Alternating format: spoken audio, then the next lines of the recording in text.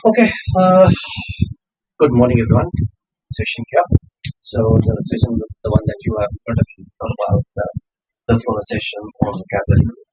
Um, we have already provided you with a PDF or a book on vocabulary, the one that you can already work on. Right? So when we talk about the paper called an Lnat and what are the kind of questions that you will get as a part of your paper, that's what we're going to discuss in here, and we will definitely some questions as well. Now, when it comes down to the vocabulary humanity, there are different ways to learn vocabulary. So, the first way is all about when you talk about daily reading. So, you'll have to read editorials. Now, why are we asking you to read the editorials? Because editorials एक ऐसी चीज है जिसके अंदर you do have variety of vocabulary words in them. Because editorial में space कम होता है and the editor is supposed to write the elements in there. जहाँ पे बहुत सारे वर्ड्स लेकोनिक तरीके से फिट इन करते हो. So with that, they find out some relevant words in there, and those relevant words would give an idea of the entire sentence. Right? So therefore, it is advisable for you to get into something called A2 as well. Read them, get into know about it. The second one would refer to as learning by the roots as well. Now, learning by roots would refer to as, say, for example, there are different roots that are available. Say, for example, when we talk about all, for example, when we talk about amble, right? So there are different, root words, the one that you come across. And with these root words, it's easy for you to identify कि ये word exactly कैसा होगा, क्या negative होगा, positive होगा, whether it's going to take you upwards or it's going to talk about a fall, what it is going to talk about. So it becomes an easy job. So my recommendation is you can definitely go with the root. The third one would refer to as a space repetition. So that would refer to as अगर कोई चीज आपने पढ़ी है उसको बार बार visit करने की कोशिश करें, करेक्ट, न्यू वर्ड्स को देखें. अगर आप दो तीन बार, बहुत ज्यादा बार देखने की जरूरत नहीं, दो तीन बार देखेंगे that will be sufficing for you. You're not supposed to think it you're not supposed to read it for 10, 20, 30 times. If you read it for 10, 20, 30 times, that's a different ballgame altogether. But even if you're going to do it for 3, 4 times, then you'll get to know what exactly does it refer. So वो फिर आपकी रोज की conversation के अंदर आ जाता है. It's easy for you to then identify that particular vocabulary word. One of the best things that I would always call it is what we know as a contextual vocabulary. The contextual vocabulary would refer to as the context, the one that you're talking about. With what context you're talking about that particular vocabulary. So you're supposed to look for those words inside passages in there, right? And questions, not as isolated flashcard alone. So it's always recommended कि flash card पढ़ने से, for example, मैं isolated vocabulary book पढ़ रहा हूँ, मुझको लगता है मुझे सब समझ में आ गया. बट इम्पोर्टेंट तब होता है कि वो एक आरसी के अंदर कैसे यूज किया गया है. How have you used that word in a particular reading comprehension, और what are the nuances the one that you have used with that particular word. हो सकता है एक ही आरसी के अंदर एक ही वर्ड को 4 या 5 अलग अलग तरीके से डिस्क्राइब किया गया हो, अलग अलग लोगों ने डिफाइन किया हो. So that is also a possibility there. You might know only the one meaning in there, while the RC might talk about different meanings for that case. So this is how that you need to understand vocabulary. Right? Over the period of time, we'll bring in more references for you where you can understand vocabulary. There are certain do's and don'ts, the one that you need to understand in that. The first do is you're supposed to learn words inside sentence, editorials of passages, the one that I was just talking about, the contextual vocabulary. Isolated vocabulary की जगह किसी contextual vocabulary पढ़ने की कोशिश करें, RC का, editorial का. What exactly are they trying to say in that? Because that is what more important than isolated words. Number 2, would refer to as you're supposed to review new words on a space schedule. It is not just once in there. तो एक space time के बाद हो सकता है 2 दिन के बाद उसको रिवाइज करें, फिर उसी को दोबारा एक बार रिवाइज करें. सो 2, 3, 4 बार maximum, nothing more than 4 times the one that you would have to revisit that particular vocabulary word or the list of vocabulary words, the one that we are referring to. So 3-4 बार से ज्यादा मुझे नहीं लगता कि किसी को याद करने की जरूरत पड़ती है. वर्ड अपने आप आ जाते हैं, हाँ, मगर वो पहली, दूसरी और तीसरी बारी आपने अच्छे से पढ़ा होना चाहिए. That is what is important. The third one, you are always supposed to group words by roots, by theme, or the exam frequency. आप उसे ग्रुप करने की कोशिश करें. जो भी आप कोई अपनी डिक्शनरी बना रहे हैं, आप कहीं पे लिख रहे हैं, तो उनको थीम के हिसाब से ऑर्गेनाइज करने की कोशिश करें, रूट के हिसाब से ऑर्गेनाइज करने की कोशिश करें, फ्रीक्वेंसी के हिसाब से ऑर्गेनाइज करने की कोशिश कर सकते हैं कि ये वाले वो जो वर्ड्स हैं ये अधिकतर आते ही आते हैं. For example, if you read newspapers, you would find that these guest editors and editors, they do have some frequently used vocabulary words. You would definitely find that. और मान लीजिए जैसे for example, if you reading a newspaper called The Hindu, आप उसे सिर्फ 15 दिन पढ़िए. 15 दिन के बाद आपको उस एडिटर की वो क्या कहना चाहता है, उसकी फीलिंग क्या है, उसकी भावनाएं क्या है, कैसे वो कह रहा होगा, you will understand anything, because then you get acquainted with the kind of writing, primarily the vocabulary, the one that I'm talking about here. Then would refer to as you are supposed to track and revisit words you got wrong in certain marks in that. वापस जाइए, देखिए कि कहाँ पे आपने गलती की थी, वहां से आपको help. Then the last one here is referred to as read something challenging in English every single day. So read that. आप रोज नहीं पढ़ सकते, 2 दिन में, 3 दिन में, 5 दिन में कुछ चैलेंजिंग टेक्स्ट आपको पढ़ना पड़ेगा. You are getting into law and in law you are supposed to read a lot, because जब आप पढ़ेंगे तभी आप किसी चीज को इन्फर कर पाएंगे. For that case, my recommendation is you are supposed to read a lot. Let's talk about some of the rules here. So first of the rule, the one that you see in here, is you're not supposed to cram a huge word list, right? अगर आप ये सोच रहे हैं कि मैं सारे words पढ़ के रट के and it will be easy for me to then crack the paper there, no, it is not the case in that. You're not supposed to cram the vocabulary words in there. You're supposed to understand. Number 2 would refer to as memorize a meaning without even seeing if it is there. सिर्फ word को का literal meaning जानने से बात नहीं बनती, contextual meaning. अभी last 15 minute से आपने एक चीज नोट किया होगा that I am only and only talking about contextual reference there. More you understand a contextual reference there, more vocabulary would come to you, right? And more you would be comfortable with vocabulary. So this is what the thing that you need to understand. You are not supposed to rely on a single reading. Please do not rely on a single reading. कि हाँ एक बार में समझ में आ गया इस word का मतलब ये होता होगा, नहीं. ऐसे बहुत सारे वर्ड्स हैं, the one that we generally commit a mistake with. So please do not do that, because in every context the meaning might change. So you should know at least 2, 3, 4, 5 variations. उसका nuances, variations, right? आपको उसके shades पता होने चाहिए. एक बार vocabulary word की shade पता होगी, easy for you to get it. That's what. You are supposed to ignore words that you already sort of know, right?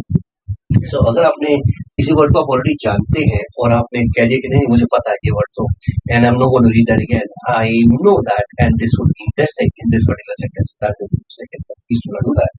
You're not supposed to ignore words in that. The last one here would refer to as you are supposed to study vocabulary in isolation from all practice. That means what you're doing is you are just reading it in isolation. Please don't read it in isolation. हाँ, isolation एक अच्छा start process हो सकता है कि अपनी list उठाइए, आपके frequently words हैं, आपने उन लिस्ट को पढ़ना शुरू कर दिया, बहुत अच्छी बात है. बट उसका जो सही इस्तेमाल है वो आपको हमेशा contextual meaning में ही समझना. So make sure contextual meaning is more important than the literal meaning. Right. So we'll try to work something out in here. So we're going to work with something called the mnemonics here, right? So we're going to talk about mnemonics. Now, mnemonics होता क्या है? Mnemonics primarily refer to as when we try to relate something with the vocabulary word in there and try to remember that. उसे mnemonics बोलते हैं. Mnemonics होता है वो तरीका जिससे हम वर्ड के साथ में मिलते जुलते कुछ मीनिंग्स, कुछ उसका प्रोनाउंसिएशन, उन सब चीजों को हमारे जो प्रीवियस इंफॉर्मेशन है उसके साथ अटैच करते हैं. That is what been considered to be as a mnemonics. So I'll help you out with this entire exercise with the help of mnemonics and you will enjoy that. चलो कुछ questions लेके आते हैं और फिर मैं आपको mnemonics का इसका रेफरेंस बताऊंगा कैसे हम mnemonics से समझते हैं. So the one that you will understand here is you are supposed to choose the word that is most similar in meaning. सबसे पहले ध्यान रखिएगा डायरेक्शंस में क्वेश्चंस पढ़ने बहुत जरूरी होते हैं. अगर आप क्वेश्चन ढंग से नहीं पढ़ेंगे very high probability you would have heard. So when we are talking about this, you always need to read the questions. Question की तरफ. So for example, there is a word considered to be as an SVD. मुझे नहीं पता इस word का मतलब क्या है और इसको मुझे याद करना है. तो मैं सबसे पहले क्या करूंगा, डिक्शनरी खोलूंगा। डिक्शनरी में मैंने एक वर्ड देखा that acidity has to do with something to do with acidic, bitterness, harshness. मुझे मीनिंग समझ में आ गई। अब ये वर्ड मैं याद कैसे रखूंगा, उसके लिए mnemonics is something that comes into the picture. So what I'm going to say is, I'm going to say it is looking like something called an acidity, right? Acerbity is sounding like an acidity. क्या मतलब हुआ? इसका मतलब ये हुआ acid city, right? That's what we are talking about. एक ऐसी city जहां पे हर कोई एसिड ही उगलता है। एसिड उगलने का मतलब है कि बस गलत ही बोलता है, गंदा ही बोलता है। So acerbity, acid city. Everybody is doing what? Everybody is harsh, everybody is rude, everybody is negative, everybody is abusive. So वहां से समझ में आ गया उसको, ये वर्ड जो रहेगा acidity has got a negative connotation. I hope इन बात समझ में आया होगा। This is what the mnemonics that you need to practice of your own. आपका अपना सवाल ये हो सकता है कि सर mnemonics में कहाँ तक और क्या कैसे रिलेट किया जाए? आप कुछ भी रिलेट कर सकते हैं। Anything that is negative would fetch you more understanding as compared to positive. इसका मतलब कि आप वर्ड के साथ जितना नेगेटिव और जितना गलत सोचेंगे उतना आप निमोनिक में याद रखेंगे। जितना पॉजिटिव पॉजिटिव सोचेंगे प्रोबेबिलिटी बहुत हाई है वो वर्ड आप जाएंगे। जैसे अभी हमने याद किया acerbity, acid city. So a city where everybody is puking acid. That's what I understand. So that is a harsh words बोल रहे हैं। That's okay. So मुझे वर्ड पता लग गया एसरबिटी का मतलब that would refer to as harshness. Now I'm supposed to find out the answer for this case. So what should be the answer for this case? I hope everyone would find the answer there. The answer for this comes out to be as something called, देखने की कोशिश कर लेते हैं क्या वो polite and soothing behaviour होगा। For sure it is not the case. क्या ये आइडल बिहेवियर है? नहीं है, राइट? क्या ये बिटरनेस है? हाँ है। None of the opportunity है ही नहीं। And also you would see in there that A and B are primarily the positive words while C comes out of the negative. Hence I would take this as a part. I hope you're understanding my point here. Right? Let's go to the next one here. The next one that you have here is what we known as bathrobe. The one that you see here is a bathrobe. So bathrobe primarily refers to as, नहीं पता, इससे पहले मैं dictionary search करूँगा। ठीक है, इस dictionary में मैंने सर्च किया। सो मैंने क्या चीज उसके अंदर देखा? मैंने देखा कि that it has something to do with कसम लेना, वो लेना। That's what I realized that primarily it's a kind of an oath that somebody would take that. ठीक है, I have taken that. So bitter oath of marriage, betroth. Now this is what one of the negative connotation, the one that you can make in there. आप अपने हिसाब से negative connotations बनाइए। जितने negative आप इसका connotations या mnemonic बनाएंगे उतना comfortable आप होंगे इन words को याद रखेंगे। So that means somebody has taken a vow, that's a bitter vow, bitter oath that somebody has taken for marriage in that. So you would get to know Petro, bitter oath, oath. Oath आते ही आपको समझ में आ जाएगा कि वो करने का मतलब होता है that you are actually trying to take an oath in that. That's what you're talking.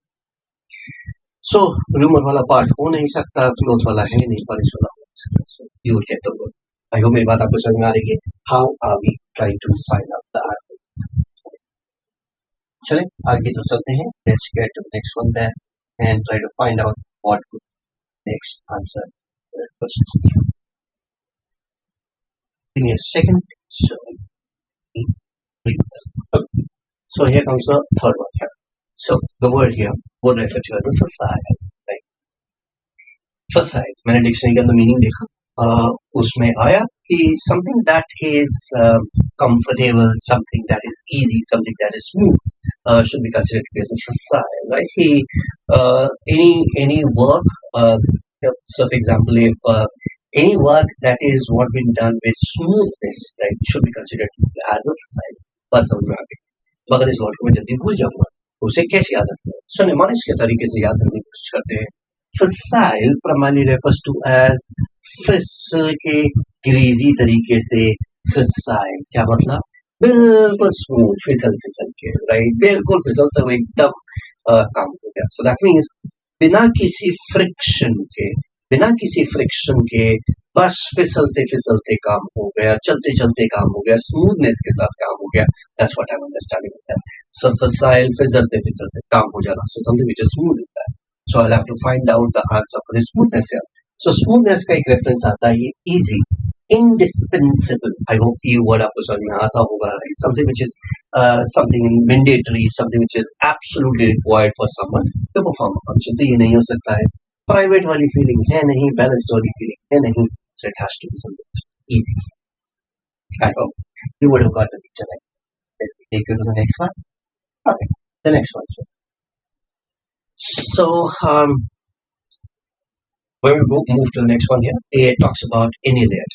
Annihilate. मैंने डिक्शनरी में मीनिंग देखा और annihilate का मतलब था हिंदी में जिसे बोलते हैं निस्तो नाबूद, उर्दू का लफ्ज है निस्तो नाबूद कर देना, to finish, to destroy, एकदम खत्म कर देना. ठीक है. So I found out the reference called annihilate. A night too late.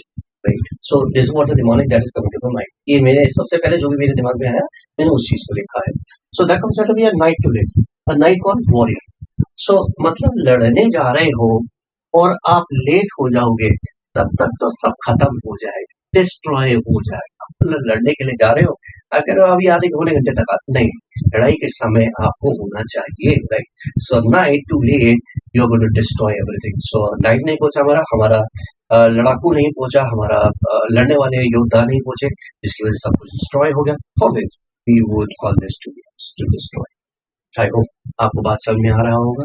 Mending होता है टू मेंड, किसी चीज को सही करना. करेक्ट. सो ये आंसर नहीं हो सकता. डुप्लीकेट डुप्लीकेट का मतलब होता है सेटिस्फाई करना, संतुष्ट करना. किसी की यहाँ संतुष्टि वाली बात नहीं है, मोटिवेशन वाली बात नहीं है, खत्म करने वाली बात है. That's what you would come across as to destroy. I hope you would have got the picture here. Let me take you to the next one. The next one that you have here is what been considered as solid.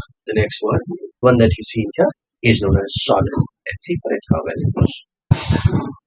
Okay. When we talk about solid here, सबसे पहले मैंने dictionary खोली, देखा क्या मतलब है. इसका मतलब होता है जो चीज स्पॉइल्ड हो, खराब हो चुकी हो, गंदी हो चुकी हो, डर्टी हो चुकी हो. ठीक है. I got the point. So sordid is so dirty. ये मेरा निमोनिक हो गया. निमोनिक्स ऐसे निमोनिक जो उससे रिलेट करते हैं. सॉर्डेड so dirty. So वहां से आ गया so dirty. So when something is so dirty in here, तो मुझे dirty वाला रेफरेंस ही लेना पड़ेगा. Sordid में केयरफुल हो नहीं सकता, crammed up नहीं है, orderly. Hence the answer for this has to be something which is dirty. Right? You got anything? Let's understand that. This would refer to as a browbeat. मैंने dictionary में गया और मैंने इसका मीनिंग देखने की कोशिश की. ब्रोबेट का मतलब होता है जब किसी को आप धमकाते हैं. Right? So when somebody would threaten someone to do something. Right? So किसी ने मेरे को कहा कि boss I'll beat your bro. Right? I'll browbeat. Right? I'll beat your bro. So if somebody said I'll beat your bro, that means वो मुझे धमका रहा है कि भाई मैं तुम्हारे भाई को ये पिटाई कर दूंगा. Right? So I'll beat your bro. So beat your bro. अब धमकी है तो धमकी की तरह से ही लेना पड़ेगा. So to take it as a threat. यहाँ पैसिफाई, संतुष्टि नहीं करनी है, यहाँ पे आप इसको धमकी दे रहे हैं. So धमकी वाला reference should be taken to be as an answer here. I hope the pointer is making sense for you. So browbeat would refer to as to threaten someone. I'll beat you bro, browbeat. कहाँ से आप दिखा सकते हैं. अच्छा. Now आप ये भी सोच सकते हैं, you may definitely ask me a question कि sir mnemonics को सोचा कैसे जाता है. So mnemonics is something that comes to you at the very first try. There is something with the blink. As soon as you get a first reference, that is to be taken as a mnemonic symbol. Right? So सीधा मेरा bro के साथ गया. Right? चलो इस चीज को एक अगले क्वेश्चन, नेक्स्ट क्वेश्चन के साथ मैं आपको हेल्प करता हूँ. सिर्फ example, I am talking about delirium. What am I doing? मैं कुछ गाना बनाने की कोशिश कर रहा हूँ मगर बन नहीं रहा. राइट.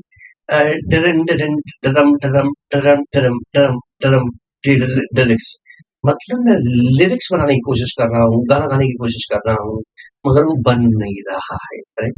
अगर वो बन नहीं रहा है दैट मीन्स मैं कुछ समय के लिए कंफ्यूज्ड हूँ. बस इतनी बात समझ में आती है. सो जैसे ही डेलिरियम आया मैंने सबसे पहले निमोनिक लगाया, निमोनिक के बाद मैंने मीनिंग को देखा, या फिर मीनिंग देख के निमोनिक करेंगे, वो बेटर ऑप्शन होता है। कई बार आप निमोनिक पहले क्रिएट कर लेते हैं, उसके बाद फिर आप मीनिंग देखेंगे, आप रिलेट कर पाएंगे उसके साथ। So I realise that delirium has to do with the delirium here has to do with something जहाँ पे मेरे स्टेट ऑफ कंफ्यूजन है, right, where I have an extreme state of confusion है। तो कंफ्यूजन वाली स्टेट कौन सी वाली हो सकती है? Temporary state of confusion in that. हाँ, मैं लिरिक्स सुना सकता हूँ, मगर अभी नहीं बनना डिड डिड डिड डिड करके वर्टिकल है, पूरा वर्ड ही नहीं कर रहा है। I can not sing, so if you can not sing it now would be considered to be as the did. I hope you would have got a picture कि words को कैसे समझे जाते हैं। ठीक है, hey, let me take you to the next one here. So when we move on to the next one, we refer to as a decimate, decimate, decimate. अभी meaning हम बाद में करेंगे, बट सबसे पहले इसके निमोनिक देख लेते हैं, फिर निमोनिक से आप मीनिंग की तरफ जाएंगे। So for example, decimate. So decimate dance and decimate, decimate, right? So मतलब कोई दो लोग डांस कर रहे हैं और डांस करते करते क्या, जब डांस करते हैं टक टक टक टक टक करके डांस करेंगे तो नीचे की जो एंड्स है वो सारा खत्म हो रहा है। सो डेसिमेट क्या हो जाएगा? डेसिमेट होता है जब आप किसी चीज को डिस्ट्रॉय कर देते हैं, एक लार्ज पॉपुलेशन को डिस्ट्रॉय करते हैं, वो डेसिमेट के अंदर आता है। So therefore destroy in large proportion would be considered to be as a decimate. क्या ये ऑल्टर हो सकता है? ऑल्टर चेंज होता है, चेंज नहीं हो सकता। केटर होता है जब आप किसी चीज को केटर करते हैं, रेफर करते हैं, लोगों को इंक्लूड करते हैं, चीजों को इंक्लूड करते हैं, उसे केटर करते हैं। सो वो नहीं आ सकता। वॉन्डर, यहाँ जाना वहां जाना, उसे वॉन्डरिंग। अगेन इसमें कोई भी आंसर इसके साथ फिट बैठेगा नहीं। So we have just realized that when we are talking about something called a decimate, decimate has to do with खत्म कर देना, एकदम फिनिश करना। Decimate, that's what we have realized, right? Let me take you to the next one. Aloof, right? Aloof, as the word recommends in that. क्या इसका mnemonic आ रहा है? इसका निमोनिक आता है कि जहाँ पे alone in a roof, एक रूफ में अकेला मैं, सिर्फ मैं ही अकेला, नहीं अकेला तो अलूफ क्या हुआ? अकेला। हाँ, तो वही तो आंसर है। That is what we talk about. अब आप टॉकेटिव तो बन नहीं सकते हैं, अब आप इनसे पागलपन की स्थिति में तो आएंगे नहीं क्योंकि उसके लिए एनर्जी चाहिए। तो यहाँ पे मैं अकेला हूँ तो मैं सोशेबल होऊंगा नहीं, right? I will not be meeting with friends and everyone around. अकेला हूँ तो मैं रिजर्व रहूंगा। I hope ये बातें आपको समझ में आ रही हैं। Where are we getting these answers from? So here it will be considered to be as somebody is reserved. So, right? और आगे की तरफ चलते हैं। Let me take you further in that, and I'm sure you are enjoying this session. The next one, what is the happiness? हैप का मतलब होता है फॉर्चुनेट। ये एक छोटा सा रेफरेंस जो मुझे ऑलरेडी पता था, मैंने आपको बताया था दिमाग में आप वो चीज के साथ रिलेट करते हैं जो आपको थोड़ी सी पता है। तो हैप का मतलब होता है फॉर्चुनेट, लेस का मतलब नहीं है जो फॉर्चुनेट नहीं है, और जो बिना फॉर्चुनेट के है, किस्मत वाला नहीं है, तो ऑब्वियसली वो अपने आप ही अनलकी करेक्टर बन जाएगा। ऑस्पिशियस तो होगा ही नहीं, अनडिजर्विंग का मतलब नहीं, हार्ड वर्किंग का रेफरेंस नहीं, of which the answer would be considered as a weak. Another question that would come from your side is कि sir generally in our question paper do we get questions जहाँ पे हमारा एक ही answer होता है और बाकी के जो भी 3-4 आंसर्स है वो चारों आंसर्स एकदम से पता लग जाएंगे? To answer that question is इसका 50-50 आंसर है। What I try to tell you is कि बाकी के 3 आंसर्स जो होंगे या 4 आंसर, जितने भी आंसर्स आपका आंसर चॉइस आएंगे, उनके अंदर आपको एक चीज का देखना होगा कि इनमें कुछ ना कुछ सिमिलैरिटी होगी, राइट? कोई ना कोई सिमिलैरिटी हो सकती है। जैसे ही 2 वर्ड सिमिलर दिखे उन दोनों वर्ड्स को आप रिजेक्ट कर दिए, तो एटलीस्ट आपका 50% काम हो गया। आप 50% में से आप अपनी नॉलेज लगाइए, आप रेफरेंस लगा सकते हैं, पास्ट नॉलेज लगा सकते हैं, whatever that you want to put in that, you can do that and you will get the answer right for that. आइए और आगे चलते हैं। Then we refer to something called an impassive. Now what do you mean impassive? Word हमें पता है जो कि I am passive, जैसे मैंने कहा I am passive मतलब एक्टिव। एक्टिव होता है, पैसिव उसका ऑपोजिट होता है जो ज्यादा हिलता नहीं है, मोशन नहीं देता, कुछ नहीं करता। बात समझ में आ गई? इम्पैसिव कौन हो गया? ये वो हो गया जो इमोशनल नहीं बट इमोशनलेस होगा। somebody who is an emotionless person, right? So emotionless का मतलब यहाँ पे क्या हुआ? जो इमोटिव नहीं है, बहुत ज्यादा इमोशंस नहीं देता है, that person would be considered to be as the emotionless person.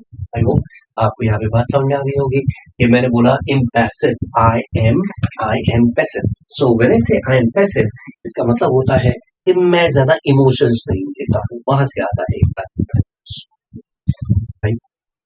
I hope this question is again okay and comfortable with everyone. चलो और आगे तरफ चलते हैं। The next one that you have is inimical. अब देखिए जैसे इस वर्ड की तरफ हम देखते हैं इनिमी, इनिमी, सो साउंडिंग आ रही है एनिमी की, enemy enemy enemy enemy enemy, so inimical, inimical मतलब एनिमी की तरह से, enemy like, enemy like, so enemy like में जैसे ही मुझे वर्ड आएगा मेरे को इस बात समझ में आ जाएगी। अब देखिए मैं यहाँ पे बात कर रहा हूँ फ्रेंडली और सेफ, ये दोनों तकरीबन एक जैसे मीनिंग दे रहे हैं। आई होप जो पिछले क्वेश्चन में हम बात कर रहे थे, that's the same thing that we are referring to. The two words will give you almost the same meaning in that. And as soon as you are getting the same meaning, वो answer हो ही नहीं सकता है, correct? Then would refer to as inimical, hostile हो सकता है, बाकी careful देख लेते हैं, careful है ही नहीं तो hostile। हॉस्टाइल का मतलब होता है जो बहुत ज्यादा बिटरनेस के साथ आता है। हॉस्टाइल डॉग्स होते हैं, हॉस्टाइल क्रिएचर्स होते हैं, राइट? हॉस्टाइल ह्यूमन बींग्स हो सकते हैं, सो हॉस्टिलिटी जहां पे एकदम तीखेपन के साथ आते हैं, एनिमी लाइक आते हैं, and you will get. I hope you are enjoying the mnemonics here and you are getting the answers right. Let me take you to the next one here. The next one that you have here is known as an ameliorate. The next one that you have here is ameliorate. Um, ameliorate, ameliorate, right?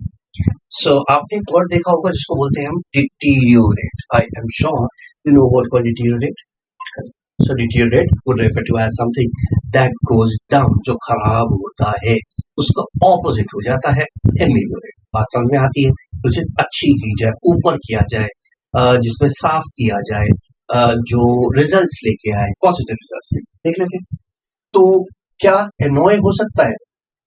Negative word ऐसा नहीं हो सकता, ठीक है जी। To create हो सकता है, हाँ हो सकता है, होल्ड करके रखते हैं अभी के लिए। वेक्स हो सकता है, वेक्स होता है जहाँ पे स्टेट ऑफ कंफ्यूजन, फ्रस्ट्रेशन वो सब आता है, तो ये भी नहीं हो सकता। सूद हो सकता है क्या? हाँ ये भी हो सकता है। अब दोनों में से देखो डिटीरियोरेट का बेटर ऑपोजिट कौन सा आता है? डिटीरियोरेट खराब करना और सही करना, बना नहीं रहे हैं मगर सही कर रहे हैं, तो that will refer to as सूद। आई होप आपको एक वर्ड समझ में आया होगा and you would have realized what are we talking about here.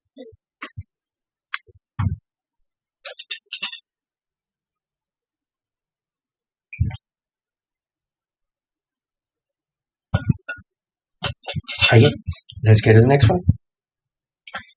The next one that you have here is what we known as a solid. Right? The word that you see in here would refer to as solid. Solid, solid, जैसे दिख रहा है, solid, solid, solid, solid. That's what you're getting in there. क्या हुआ? जो soil कर गया, soil मतलब जो खराब हो गया, जो ऐसे जब आप नोट को लेते हैं कुचड़ मुचड़ हो जाता है, खराब हो जाता है, खराब हो जाता है, उसमें क्रीजेस आ जाते हैं, उस सबको would refer to as soil. Soil हो गया, खराब हो गया, डिस्ट्रॉय हो गया। तो इसमें देख लेते हैं कौन सा है खराब करने वाला। अब देखो इम्प्रूव और ब्राइटन ये दोनों सिमिलर मीनिंग दे रहे हैं, करेक्ट? किसी चीज को इम्प्रूव करना है, ब्राइटन करना है, तो ये दोनों तो नहीं हो सकते। केयरलेस होता है जब आप किसी को प्यार से हाथ पकड़ते हैं, हाथ लगाते हैं, केयर के साथ करते हैं, उसमें केयरलेस इसका कोई मतलब नहीं। तो यहाँ पे एक ही वर्ड आता है, तो तार्निश। तार्निश का मतलब होता है किसी पे दाग लगाना, किसी को खराब करना, किसी को स्पॉइल करना, spoil negatively, not positively, but a negative connotation for which you get. I hope that's easy for you to find out the answer. चलो और आगे चलते हैं। Let's get to the next one. The next one that you have here is known as a whim. Whim, आपने Vim bar तो देखा होगा, तो विम बार का क्या है reference? Vim bar would refer to as energy, इतनी energy थी उसमें, 100 नींबुओं की एनर्जी है, एनर्जी। विम का मतलब एनर्जी होती है, सिंपल सी बात है। So as soon as you know energy in that, यहाँ पे ब्यूटी वाली बात, फेट वाली बात या फिर नहीं है, it is all about energy, the one that you. I hope you would have got the pictures right. आपको बात समझ में आ रही है, where are we coming from and how to remember the words in that. Please understand this. If you're going to read the vocabulary words in isolation, there's a very high probability you might not understand much. But as soon as you come along with the ballooning of references that we refer to as, आपने उसका reference भी देखा, उसको कहीं पर text में भी देखा, आपने use भी किया, मौके में किया, वो चीज अपने आप आ जाती है। Next one, the one we refer to as an average. Everest Everest mnemonic क्या है? सबसे पहला निमोनिक मेरे पास आया, I want to be Everest Everest Everest, हर चीज का एवरेस्ट की तरह से मुझे हर चीज का वारिस बनना है, मुझे हर चीज का वारिस बनना है, मतलब हर चीज मेरे पास होनी चाहिए। अगर जैसे मैं कहता हूँ मुझे हर चीज मेरे पास होनी चाहिए, मैं क्या कर रहा हूँ? Obviously for sure you will get the meaning for that case, I am getting greedy here, I am getting greedy, सब चीज का वारिस, right? I want to be वारिस फॉर एवरीथिंग इन every बारिश every बारिश, मतलब हर चीज का बारिश, वो गलत। आई होप निमोनिक्स बात समझ में आ गया होगा आपको। With this mnemonics you will get to know that this would primarily refer to as greed as the right wording, right? Let's proceed.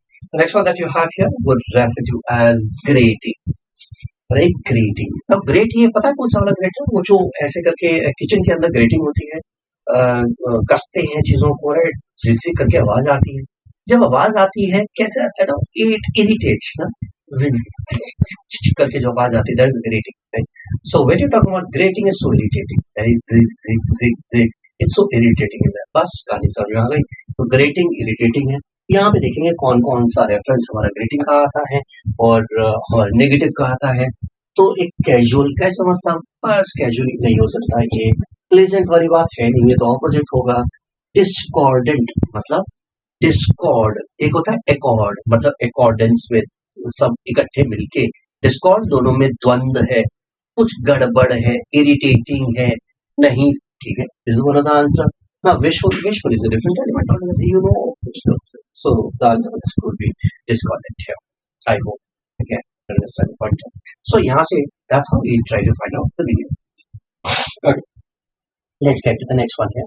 The next one that you have here is what is known as a fulminate, right? Fulminate, fulminate, fulminate. क्या निकला? क्या mnemonic निकला? मेरा निकला fulminate, right? Fulminate, पूरी तरह से hating. Fulminate है, बहुत fulminating, बहुत ही fulminate करता है, hate बहुत करता है। जैसे ही hate वाला रेफरेंस आया, आई होप निमोनिक से साथ आपको मीनिंग समझ में आता होगा। अंडरस्टैंड है नहीं, नॉलेज वाली, और अप्रिशिएट होगा नहीं। हेट है तो क्रिटिसाइज करेगा, अब्यूज करेगा, कैस्टिगेट करेगा, बहुत सारे गलत काम करेगा उसके खिलाफ। That is how they take the answer. Hence that you would realize that it comes out as a different answer only, right?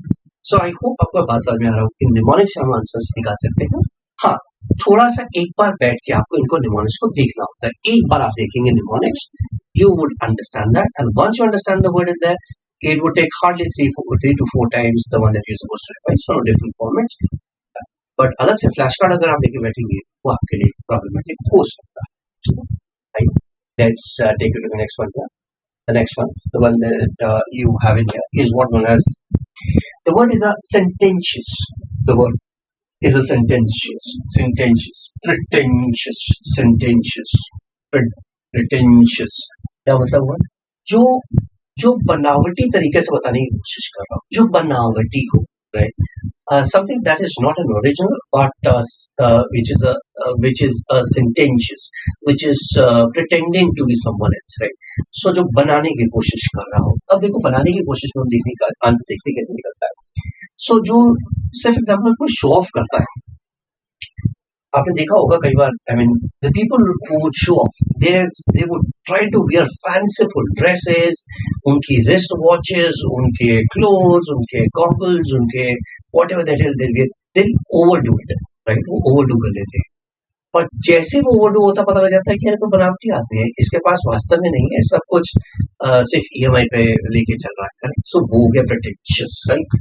आइए यहीं से निकालने की कोशिश करते हैं। क्या वो इंटेलिजेंट वाली बात ही नहीं, क्लेवर वाली बात है नहीं, क्लेवर इंटेलिजेंट वाली बात मोरलेस सिमिलर बता देते हैं, फेयर वाली बात नहीं। Therefore it comes out to this bombastic. So bombastic का मतलब, bombastic वो व्यक्ति हो गया जो बहुत ज्यादा दिखावा करता है, correct? Bombastic, somebody who would use more than what the person can actually fetch, right? So वो अपने आप को दिखावा ज्यादा करेगा, शो ऑफ ज्यादा करता है, वहाँ पे वो सारी चीजें इसके अंदर आती है। That is what we consider as sententious.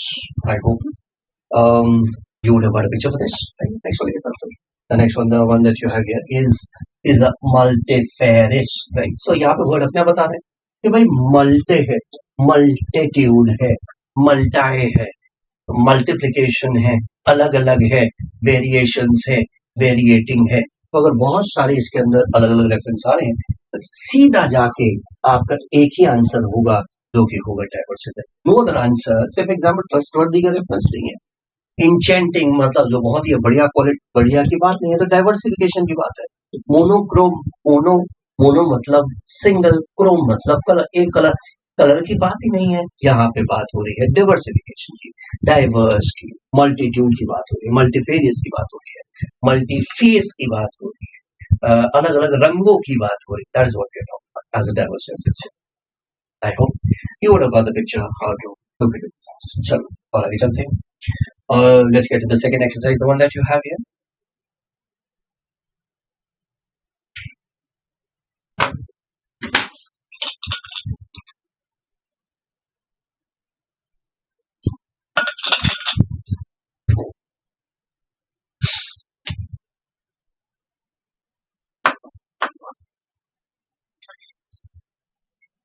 The next one that you have here is known as a fastidious.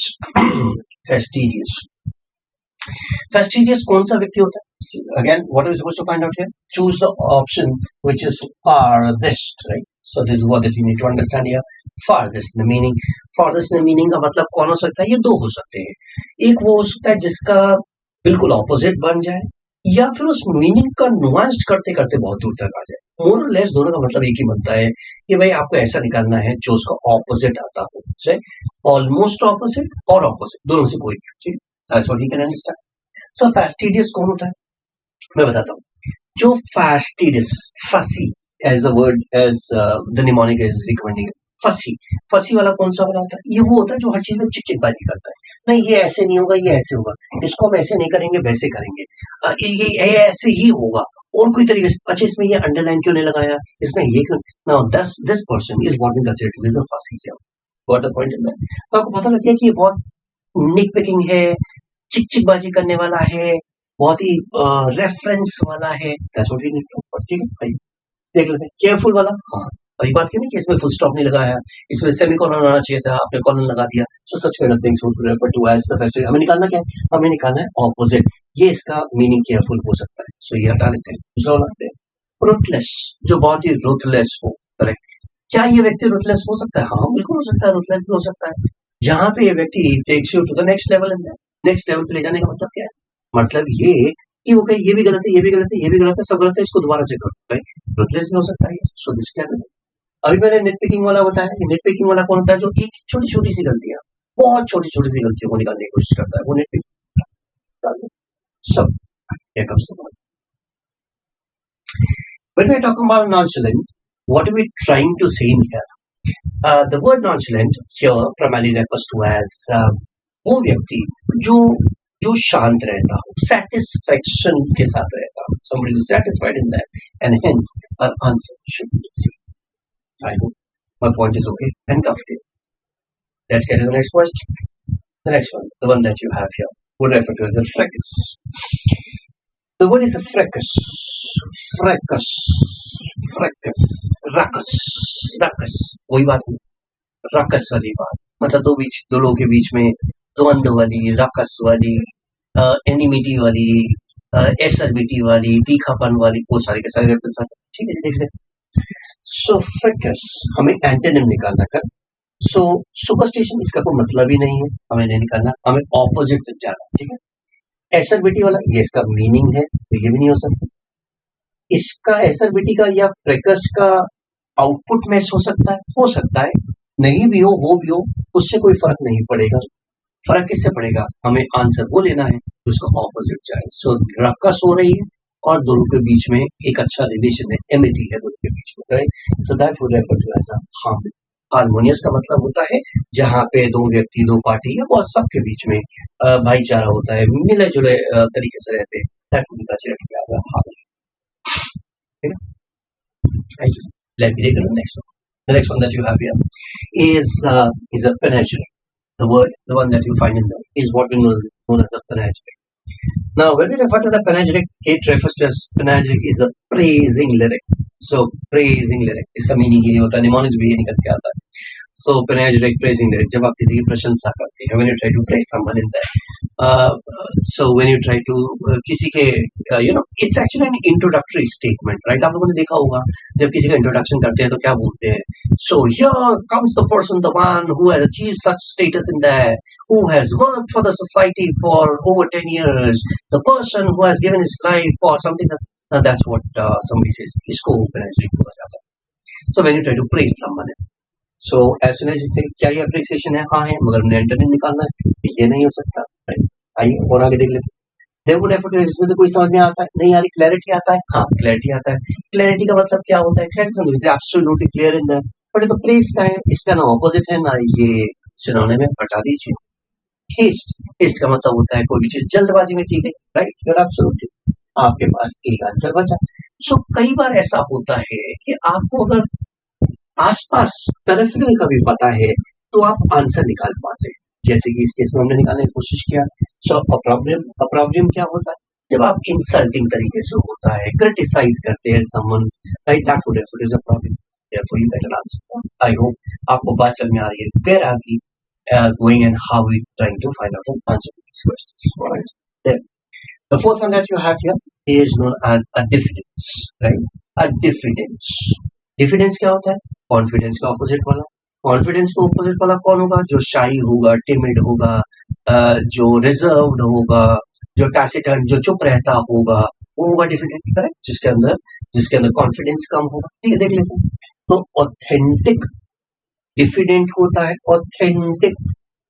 Authentic diffident हो सकता है क्या? डिफिडेंट ऑथेंटिक का कोई रिलेशनशिप नहीं. चलो वर्चुअल पे आओ पहले. When we talk about virtual, can this be an answer there? Something which is virtual. Virtual का मतलब क्या होता है? जो लिटरल ना हो, जो सिर्फ वर्चुअल हो. ठीक है, इसका भी कोई मतलब नहीं निकलता. ठीक है. सो डिफिडेंट का ऑपोजिट जो लैकिंग इन कॉन्फिडेंस, उसका ऑपोजिट हो सकता है प्रैक्टिकल. लैकिंग इन कॉन्फिडेंस और प्रैक्टिकल दो अलग अलग चीजें हैं. प्रैक्टिकल और नॉन प्रैक्टिकल रेफरेंस में आपके पास एक वर्ड आता है, जो वर्ड आपको नहीं पता है, जिसका मतलब है flamboyancy. The one that we talk about is a flamboyancy. Flamboyance would refer to as जब आप एनर्जी के साथ दिखावा करते हैं, शो ऑफ करते हैं, एनर्जी. आप ये कहेंगे सर इसमें तो शो ऑफ हो रहा है. शो ऑफ ऑपोजिट कैसे? शो ऑफ करने के लिए आपके पास एनर्जी होनी चाहिए, राइट? ऐसा नहीं होता है. शो ऑफ ऐसे इतना आसानी से नहीं होता है. शो ऑफ सिर्फ वही कर सकता है जिसके पास एनर्जी होती है. Oh, I'll do it. अरे हो जाएगा. I can do it. That is what you get. I hope मेरी बात समझ में आ रही है आपको. How we taking these answers? So diffident primarily is underconfident, और यहाँ पे आपके पास एनर्जी उमड़ के आ रही है, right? So bursting energy. That's what a buoyance here.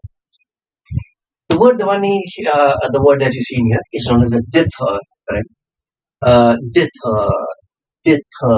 Dither मतलब इधर उधर माइंड, कभी इधर कभी उधर.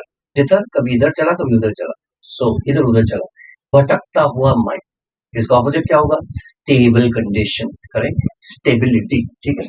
टू बी कंफ्यूज नहीं हो सकता. स्टेबल, क्या स्टेबल का मतलब वेट होता है? वेट नहीं होता है. वेट तो एक न्यूट्रल वाली चीज हो गई. ना वो स्टेबल हुआ, ना वो डिफर हुआ. So that's a different thing altogether. Understand वाली बात है. To be determined in that, stable है. डिटरमाइंड कि मेरे को यही चाहिए. मुझे एक सैमसंग चाहिए या मुझे आईफोन चाहिए? नहीं सैमसंग चले. नहीं आईफोन.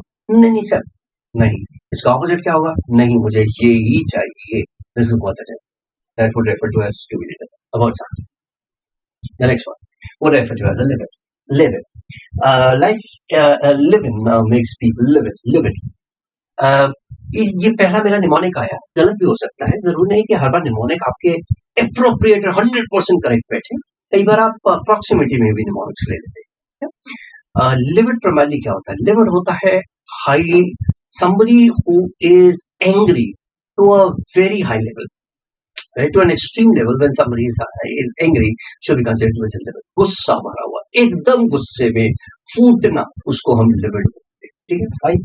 देख लेते हैं इसका ऑपोजिट क्या हो सकता है. What could be the one in that? So would refer to as a furious. तो इसका मीनिंग आता है सोशिएबल. इसका एनर्जी सोशिएबल का साथ कोई रिलेशनशिप है.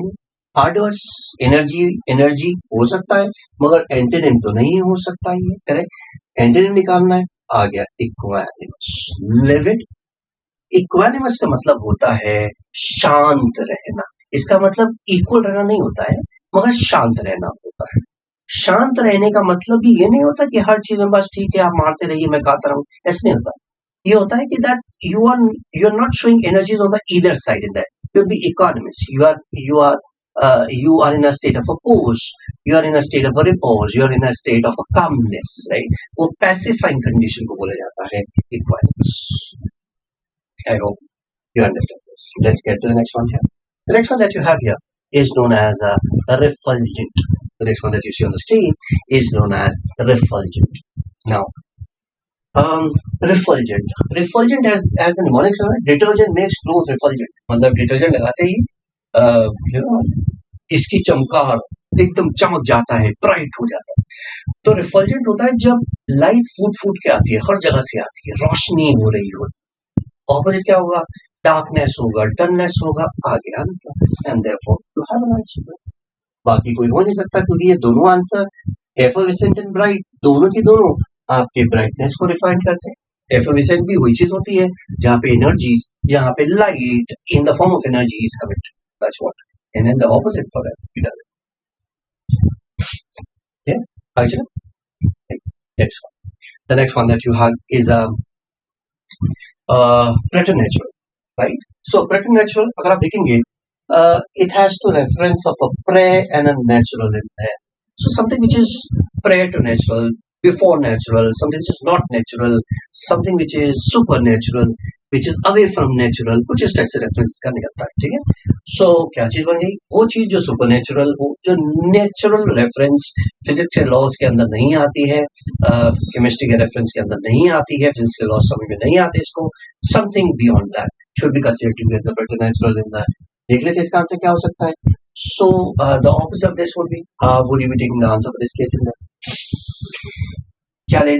कैसे ले सकते हैं इसका आंसर? सो इसका आंसर लेने के लिए I have to get into something called supernatural, that's what I am understanding that. Okay, let's get the answer. क्या आंसर हो सकता है? मैंने कहा जो सुपरनेचुरल हो, इसका ऑपोजिट क्या होगा? जो विद इन द बाउंड्री हो, जो नेचुरल हो, जो समझ में आए, ठीक है जी। सो क्या को कन्वेंशनल हो सकता है? कन्वेंशनल होता है, okay, can that be conventional? Okay, let's try to understand. क्या ये प्रैक्टिकल हो सकता है? न्यू नहीं हो सकता, और सुपरनेचुरल तो आंसर नहीं है। Now let's try to understand this. Something which is supernatural, so that means something that cannot be explained, right? और मान लीजिए इसका ऑपोजिट होगा, उसे क्या, जिसको हम समझा सकते हैं, जो प्रैक्टिकल है, जिसका प्रैक्टिकल मतलब जिसको आप एक लेबोरेटरी में बता सकते हैं, जिसका एक थ्योरी है, जिसका एक्सप्लेनेशन दिया जा सकता है। इसीलिए कन्वेंशनल जो पीछे से चलता चला आ रहा हूं उसका आंसर नहीं होगा, answer practical. Good, I hope again can understand this. Next one here would refer to as the mendacious. So when we are talking about the reference of mendacious होता है जब आप झूठ बोलते हैं, correct. mendacious made up, mendacious made up ये mnemonic है, तो मतलब क्या हो गया? जब झूठ बोला जाए। mendacious क्या हो गया? तो झूठ बोला जाए, वो mendacious का रेफरेंस के रेफरेंस हो गया। ऑपोजिट निकालना है, ऑपोजिट निकालना है तो डिसऑनेस्ट नहीं हो सकता, ट्रुथफुल हो सकता है, ट्रस्टवर्दी हो सकती है, केयरफ्री वाला रेफरेंस नहीं हो सकता, ठीक है। यहाँ तक बात क्लीन है। अब देखते हैं ट्रस्टवर्दी हो गया, ट्रुथफुल हो गया। मैंने कहा झूठ, करेक्ट। झूठ का ऑपोजिट क्या होता है? विश्वास करना या सच बोलना? ऑब्वियसली सच वाला रेफरेंस होगा, तो answer would be truthful. I hope you would have got the answers, right. So साथ साथ मैं आपको ये भी बता रहा हूँ कि आंसर निकालते कैसे हैं। आंसर पता होना वो कहीं से पता हो जाएगा, और आंसर निकालते कैसे, how to derive your answer, that is what it is. Let me take you to the next one here. The next one that you have here would refer to as a rebut. The rebut would refer to as rebut मतलब rebuttal करना, दोबारा से बात पूछना। नहीं but आपने ऐसा क्यों किया? नहीं तो आपने कहा था ऐसा करने के लिए, नहीं तो मैंने आपको कहा था तब तो आपने नहीं किया था, मगर बाद में तो किया था ना। सो ये क्या हो रहा है? इसको रीबटलिंग बोलते हैं। जब आप एक के क्वेश्चन से सेटिस्फाई नहीं होते, आप अपना क्वेश्चन थ्रो करते हैं, उसे रीबट, ठीक है। ये बात समझ में आती है, ठीक है। इसको ऑपोजिट निकालना है, क्या मतलब हुआ? ऑपोजिट कैसे निकलेगा? ऑपोजिट ऐसे निकलेगा, एक ने कहा कोई स्टेटमेंट, और आप उसकी बात को अग्री कर रहे हैं इंस्टेड ऑफ सेइंग कि नहीं, हाँ नहीं, हाँ नहीं, इंस्टेड ऑफ दिस उसने कहा ऐसा किया था, आपने मान लिया। That is what you need to understand. आइए देखते हैं कौन कौन सा हो सकता है। ट्रैवल हो सकता है क्या? नहीं, ट्रैवल नहीं हो सकता। करेक्ट। रिफ्यूट हो सकता है क्या? रिफ्यूट तो रीबटलिंग होता है, तो ये भी आंसर है। क्या एक्वेस हो सकता है? एक्वेस का मतलब क्या होता है कि आप अग्री कर जाते हो। कंसिडर करना, कंसिडर भी हो सकता है। अब देखते हैं इन दोनों में से आंसर कौन सा हो सकता है। दोबारा से वर्ड की तरफ आओ। मैंने कहा रीबटल करना, ठीक है। रीबटल करना मतलब डिसएग्रीमेंट करना। ऑपोजिट क्या हो गया? अग्रीमेंट कर लेना कि हाँ ठीक है। जब हम बात करते हैं कंसिडर, तो दैट मीन्स आपकी वो स्टेट अभी कंसिडरेशन में है, अग्रीमेंट में नहीं है। मतलब आप ये सोच रहे हैं कि क्या मुझे लड़ना चाहिए कि मुझे नहीं लड़ना चाहिए। दैट इज कंसिडर, तो ये नहीं हो सकता। Hence the answer should be considered to be as an equation is a state of poisonous acceptance, right? क्या आपने कहा कि हाँ भाई हाँ ठीक है, जो भी आप कह रहे हो सही है, agree correct. I hope you would have got the picture right there. Let me take you to the next one here. Okay, sentient, senti, right? As the word comes out to be senti, senti से आता है ना, sentimental होता है, बहुत ही senti है, sentiments हो रहे हैं, इसके सेंटिमेंट्स बहुत आई हैं, तो इमोशन से रिलेशनशिप में, दैट मीन्स बहुत सारे इमोशंस उमड़ उमड़ के आ रहे हैं, ठीक है। ऑपोजिट क्या होगा? विदाउट इमोशंस, खत्म कहानी। सो इमोशनल इसका सिनोनिम है, ये आंसर नहीं हो सकता। ऑनेस्ट का रेफरेंस नहीं है, ऑनेस्ट, फियरफुल, अब देखो यहाँ पे भी आपका इमोशन आ रहा है, ये नहीं हो सकता। एपेथेटिक क्या होता है? जहां पे कोई इमोशन ही नहीं होता। एपैथी, एपैथी, कुछ हो रहा है होने दो, कुछ ऐसा हो रहा है होने दो, आग लग रही है लगने दो, भूकंप आ रहा है आने दो, that is what considered apathy. Hence the answer to this together. I hope you are understanding the point there.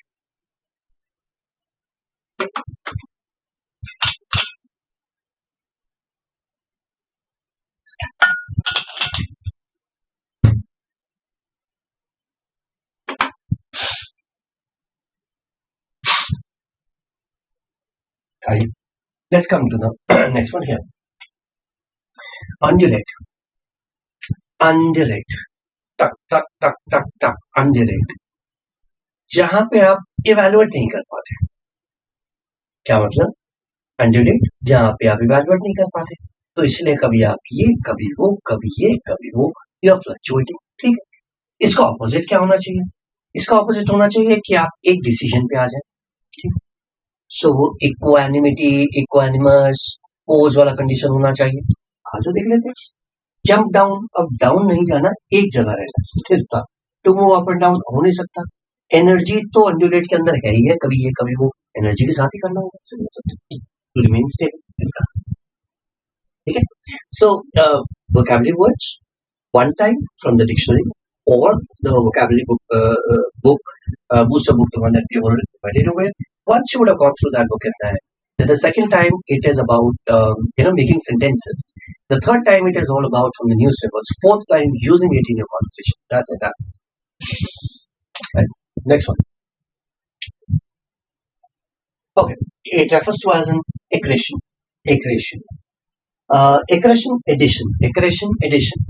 Addition. So what it is trying to say is an addition. Accretion, addition. Accrue. Accrue and addition. That's what you would have accrue करना, मतलब और ऊपर चढ़ जाना, addition हो जाना, right. सो increment हो जाना, सो इंक्रीमेंट हो जाना, ये एडिशन हो गया। एक्यूमुलेशन, एडिशन हो जाता है। सेपरेशन और रिडक्शन, ये दो आंसर हो सकते हैं हमारे, करेक्ट। ये बात पक्की है कि हमारा ए और बी आंसर नहीं है, answer would be either C और डी इन दैट। आइए देख लेते हैं what should be the answer here. So addition opposite क्या होता है?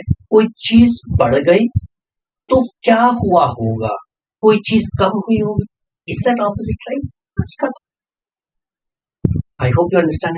सो सेपरेशन सब्ट्रैक्शन भी तो हो सकता है, नहीं जरूरी नहीं है कि सेपरेशन सब्ट्रैक्शन हो सकता है कि कोई चीज सिनर्जाइज हुई हो, एनर्जी फुल हुआ हो, सिर्फ वेस्ट निकल रहा हो, मगर एनर्जी फुल कोई सिनर्जीज तो निकल के आई। सो कुछ भी हो सकता है उस केस के अंदर, right. But when we are talking about plus, the opposite of that is obviously minus. In this particular condition कोई चीज बड़ी है तो रिड्यूस हो गई, is the simple about. I hope getting the point is that. आइए next question की तरफ चलते हैं. Next question, the one that you have here is the question number 40. The next one we are talking about here is a gregarious. Gregarious कौन? Opposite of serious. Gregarious कौन? जो लोगों से मिलता जुलता हो. Gregarious कौन? जो sociable हो. Gregarious कौन? जिसे मिलना जुलना पसंद हो, फ्रेंडली रिलेशनशिप रखता हो, सबसे बात करना पसंद करता हो. Gregarious हो. ठीक है, आइए देख लेते हैं इसमें से ऑपोजिट वाला कौन सा हो जाएगा. You definitely find out the answer here, जहां पे वो हॉस्टाइल है. You just realize things. अभी थोड़ी देर पहले हमने बात किया, बाकी सब के सब जो है वो सारे के सारे एक anonymity, they are all coming with the conformity, they are coming with the accord, they are coming with the amity, they are coming with a good relationship. और यहाँ पे जब बात कर रहे हैं दोनों के बीच में, they do have a twist. Right. The next one here. The next one that you have here, we refer to as a lassitude. Lassitude is a kind of a lazy attitude. Lassitude is a lazy attitude. जहाँ पे व्यक्ति बहुत lazy feel करता है, that's a lassitude in that. So, देखते हैं इसका क्या ऑपोजिट हो सकता है.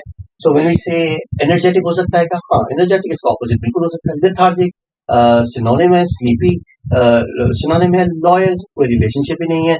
Hence the answer for this has to be answer. ठीक है. Right. Next one please. The next one that you have here is known as a partisan. A partisan, इस वर्ड को आप ऐसे समझेंगे, एक ही पार्टी का son, belonging to one party. So एक ही पार्टी का मतलब जैसे कोई व्यक्ति एक ही पार्टी को फॉलो करता है, उसके साथ ही जाता है, करेक्ट. वो एक बाइस्ड ओपिनियन होता है कि गलत करे सही करे मैं इसी पार्टी के साथ रहूंगा. So that would be considered to be as a biased opinion. Partisan, that's what we have just realize in that. देख लेते हैं इसका क्या आंसर हो सकता है. ऑपोजिट लेना है, करेक्ट. ऑपोजिट लेना है. That's what we talk about. I. So somebody who is supportive, एक ही पार्टी का supportive हो जाएगा. Now really has got something to do with the biasness there. तो ये भी नहीं है, right? तो अब क्या हो सकता है? वो व्यक्ति जो biased ना हो, right? वो व्यक्ति जो biased ना हो. The answer, the one that we're taking here, is a disinterested, right? So something who has not been inclined towards something. Your question can come to me is, sir, क्या ये disinterested word बहुत अच्छा है जो exact opposite आता है? The answer to that is no. बेटा, in your question paper you would realize that there are certain questions जिसके answers ना exact opposites नहीं होंगे, बट बाकियों को निकालकर जो आंसर बचेगा वो लेना होगा. अब से 1 घंटे पहले की वीडियो चेक करो, जब मैंने आपसे एक चीज बोली थी. मैंने आपसे कहा था कि कई बार वर्ड जो आपको निकालने होंगे वीकनिंग के, weakening could be something like either the exact opposite, right? When you talk about the antonym, that refers to exact opposite or close to the opposite. That is what we need to understand. So close to the opposite is what we need to understand. क्योंकि ये real time questions होते हैं, इन questions के साथ कई बार हो जाता है कि आप बाकी के आंसर्स निकालेंगे, then only you would get the answer, right? Let me take you to the next one. Something to undermine. Now, when we say undermine in there, I'm probably talking about as it says that underconfident, undermine. देखो, एक चीज होती है किसी चीज को strengthen करना, undermine होता है किसी को वीकन कर. ठीक है. I'm sorry. So we need to weaken that point of view. So weaken इसका सिनोनिम है, ये नहीं हो सकता है. एनहेंस हो सकता है, हाँ हो सकता है. इसको भी होल्ड करके रखते हैं और देख लेते हैं. Let's see for it what could be the next answer. Empire करना. इम्पायर करने का मतलब किसी चीज को इंजर करना, खराब करना, उसकी क्वालिटी डिटीरियोरेट करना. तो ये भी नहीं हो सकता. इंजरी तो वैसे नहीं हो सकता. तो ऑब्वियसली एक ही आंसर बचा, to enhance something, to make it better off, right? That is what we are saying. Undermine करना, किसी चीज को वीकन करना, व्हाइल इसका ऑपोजिट स्ट्रेंथनिंग हो गया. तो किसी चीज को एनहेंस करेंगे, वो स्ट्रेंथन करेंगे तो एनहेंस हो जाएगा. तो that's what we are deriving the answer here. I hope you would have answered this like this one. Let's get to the 18th, which is paucity. Paucity का मतलब होता है गरीबी, scarcity. जिसके पास पैसे ना हो वो paucity के अंदर आता है. जरूर नहीं गरीबी पैसे के साथ हो, किसी भी चीज को लेकर गरीबी या कमी, उसको हम scarcity को हम paucity बोलते हैं. So let's talk about the antonym for this case in there. जिसके पास बहुत सारा हो वो इसका ऑपोजिट हो जाएगा. तो आई थिंक आपके पास Scarcity वाला आंसर हो नहीं हो सकता. Mendicant again has to do with somebody who asks for money there. Now solidity has nothing to do with it. Hence the answer for this is abundance, right? Something that comes in a good reference. Abundance, large. So you're talking about this. Let's get to the 19th here. The next one that you have here would refer to as an allure. Allure, allure, lure. Allure, lure से आता है. Lure करने का मतलब वो क्या होता है? जब आप किसी को attract करते हैं. Say for example, when you go to any of the shops in there, when they say this is the best quality product, sir, this is the best thing that you would ever get, this is the best element in there, last piece available, बस जाने ही वाला है, फटाफट खरीद. वो luring होता है, वो ल्योरिंग होता है. ठीक है. तो क्या कर रहा है आपको? आपको एंटाइज कर रहा है, आपको कह रहा है कि खरीद लो. इसका ऑपोजिट क्या होगा? मत खरीदो, आ जाओ, मत लो. ठीक है. सो देख लेते हैं. ल्योर, एंटाइज करना, मीनिंग है नहीं हो सकता. Open up, it has got nothing to do much to it. To not मतलब हाँ बोलना कि हाँ हाँ अच्छा अच्छा अच्छा, ये भी ल्योरिंग हो सकता है, मगर इररिलेवेंट आंसर हो सकता है. रिपेल हो सकता है. हाँ, रिपेल मस्किटो रेपेलेंट, मस्किटो भाग जाते हैं ना. तो एल्योर से मैं बुला रहा हूँ कि हाँ आओ आओ, बहुत आओ, और आ जाओ, ले जाओ ले जाओ ले जाओ. रिपेल का मतलब मत आओ मत आओ मत आओ, मत ले जाओ मत ले जाओ मत. That's all. That's all. Is the answer for allure? The opposite of that has been the answer here. The one that you just realized is a repel. Coming to the word called a fallow, right? Fallow would refer to as for low on fertility. जो चीज बहुत ज्यादा उपजाऊ ना हो, जो कम उपजाऊ ना उपजाऊ हो, जो barren हो, that would be considered as a fallow here, right?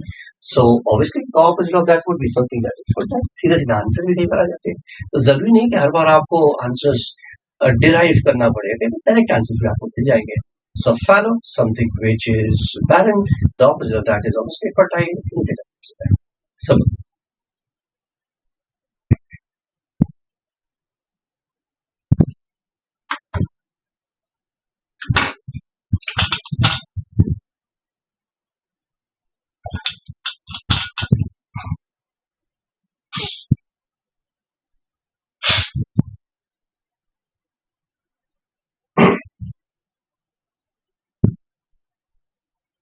right. Let's come to the last set here, where we're going to talk about the analogies here. So when we talk about these analogies, what do you mean by analogies? Analogies would refer to as you would have a relationship of A is to B, correct? So आपके पास questions given होंगे जहाँ पे A to B का relationship होगा और आपको निकालना होगा कोई आंसर जो कि उसी रिलेशनशिप में दूसरे किसी वर्ड ग्रुप को define करेगा. So for example, the relationship of A and B should be the same as for a C and D. That is what known as analogy, right? Let me share a question here. Say for example, I say hand is to glove, right? So hand is to glove. So what are you doing? You are covering that. You're covering your hand with a glove. That's what you're saying. Similarly, you can have that same relationship. You're covering. Similarly, you can say that bucket bucket को अगर आपने cover करना हो तो you would cover that with the help of lid.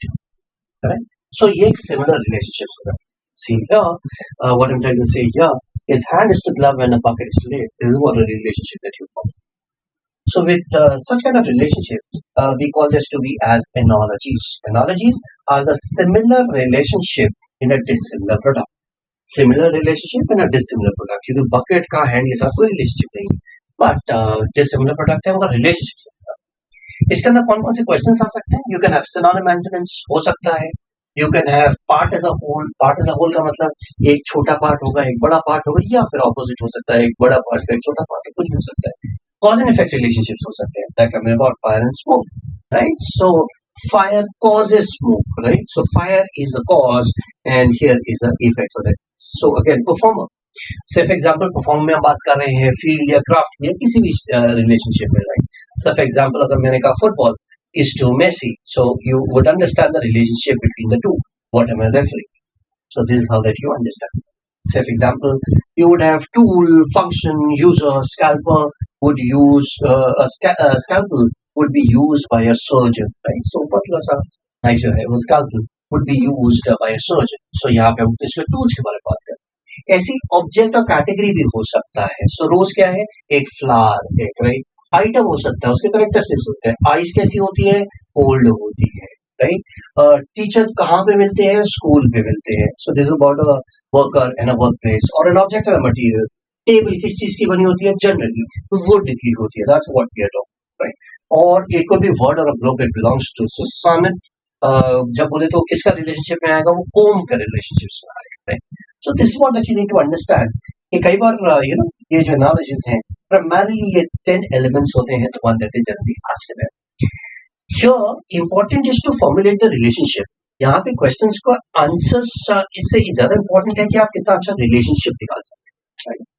आइए let's try to find out the answer. Let's try to switch that.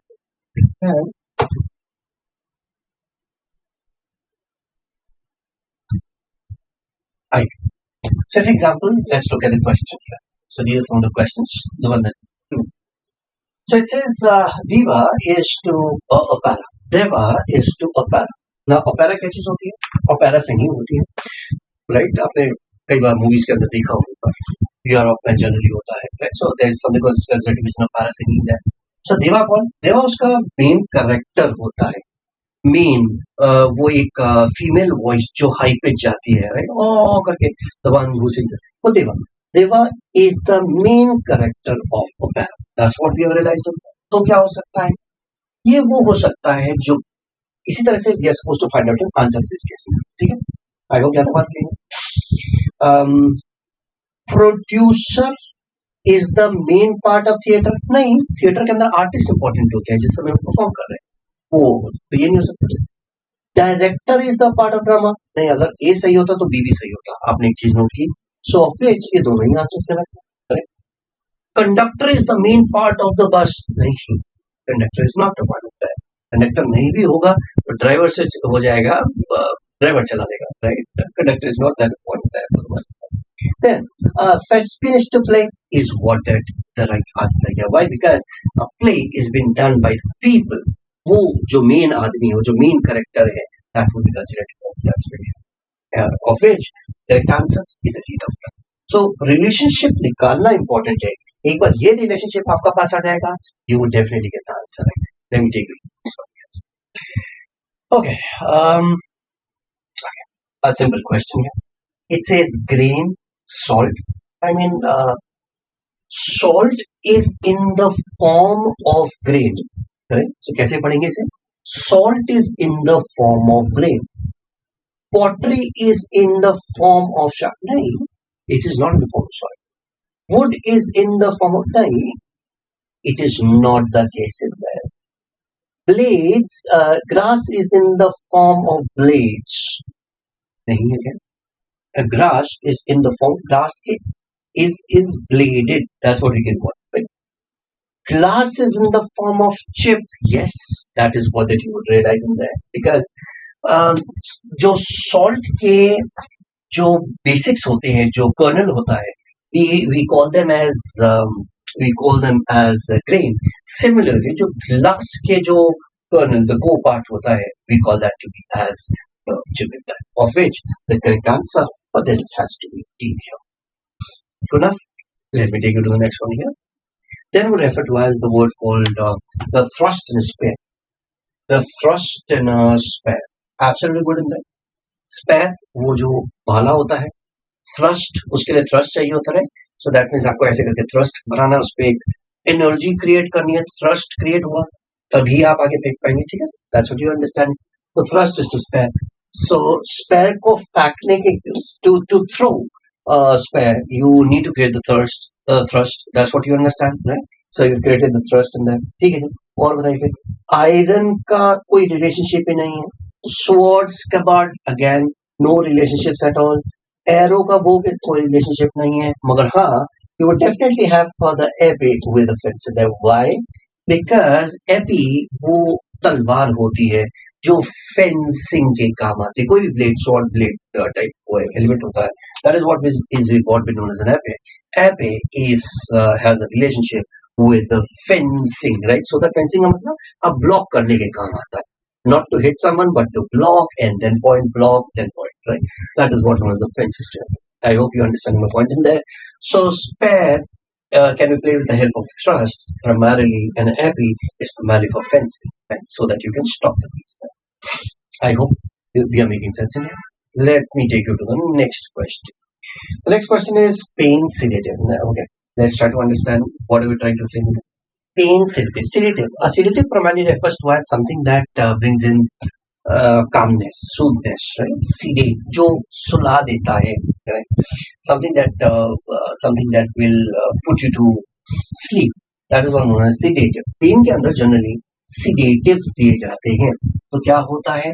Sedative से pen reduce होता है.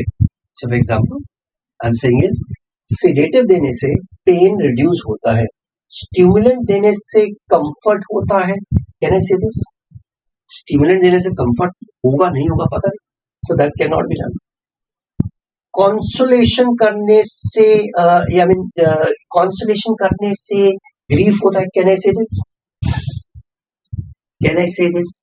सीडेटिव देने से पेन कम होता है, कॉन्सोलेशन देने से ग्रीफ कम होता है. कैन आई से दिस? हाँ. जब आप किसी को कहते हैं नहीं नहीं कोई बात नहीं, कंसोल करने से ग्रीफ होता है, ठीक है. नारकोटिक करने से ट्रांस होता है. नारकोटिक एक वर्ड हो जाता है, उसको करने से मतलब करने का मतलब क्या है? ट्रांस मतलब you are going for a sleep in a deep sleep condition. कौन सी वाली स्टेट पता नहीं, ये रॉन्ग रेफरेंस है. एक्सट्रैक्शन से I mean again it has got nothing to do with it. I mean ये शायद कोई टूथेक से बात कर रहा होगा, कोई टूथ एक्सट्रैक्शन की बात कर रहा होगा, which again does not make much sense in here. But one of the answers, the one that we can definitely say in there, कि अगर sedative दिया है तो pain relief होगा, और अगर consolation दिया है तो grief relief होगा. तो grief come. I hope the point is okay. That is how that we are making the answer to this question. Let's take the next one. The next one that you have here is known as light and blind. Light and blind. Okay.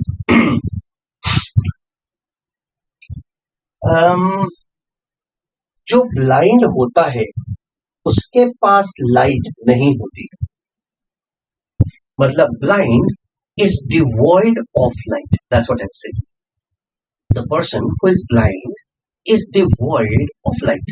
उसे light से फर्क नहीं पड़ता है. Plus if somebody is blind. So blind is devoid of light. Dumb is devoid of speech. मतलब वो नहीं बोल सकता है. हाँ ठीक है, सही है. Deaf is deaf का विजन के साथ नहीं है. It has got to do with oratory skills. ये भी नहीं. साउंड का टंग के साथ नहीं स्पीच के साथ होता, तब होता. वाइब्रेशन का वॉइस के साथ कोई रिलेशनशिप है. अगेन आई होप मेरी बात आपको समझ में आया. How are we deriving the answer to this question?